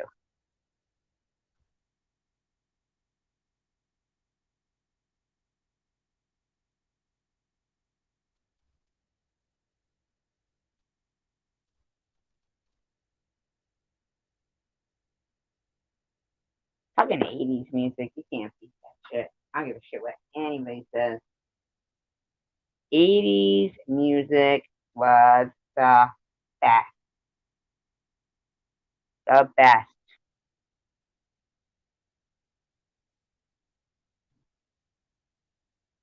Every single album and tape, cassette was good all the way through.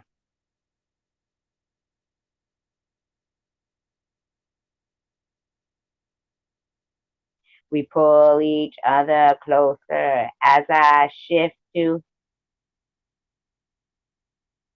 and everything goes rushing by with every nerve alive. I'm your turbo lover. I saw Judas Priest in concert.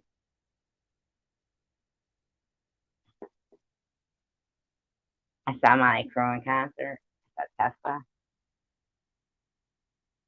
Slaughter, Guns N' Roses, White Snake, James Taylor, Heart, Rush, INXS, Ziggy Marley, Poison, Cinderella, Rat, Kiss, Aerosmith, David Lee Roth,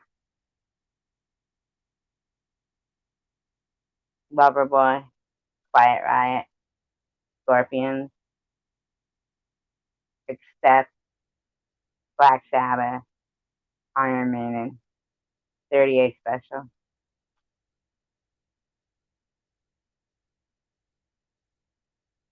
My God, I've seen those. We shift to overdrive. Can anybody name the Judas Priest song that was in Beavis and Butthead?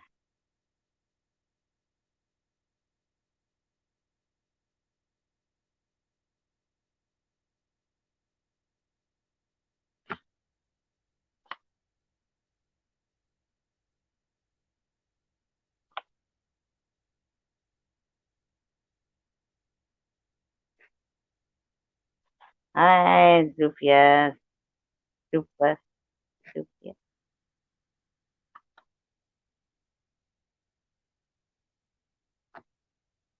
I saw Slipknot, Marilyn Manson, Dave Matthews, AC/DC, Bon Jovi,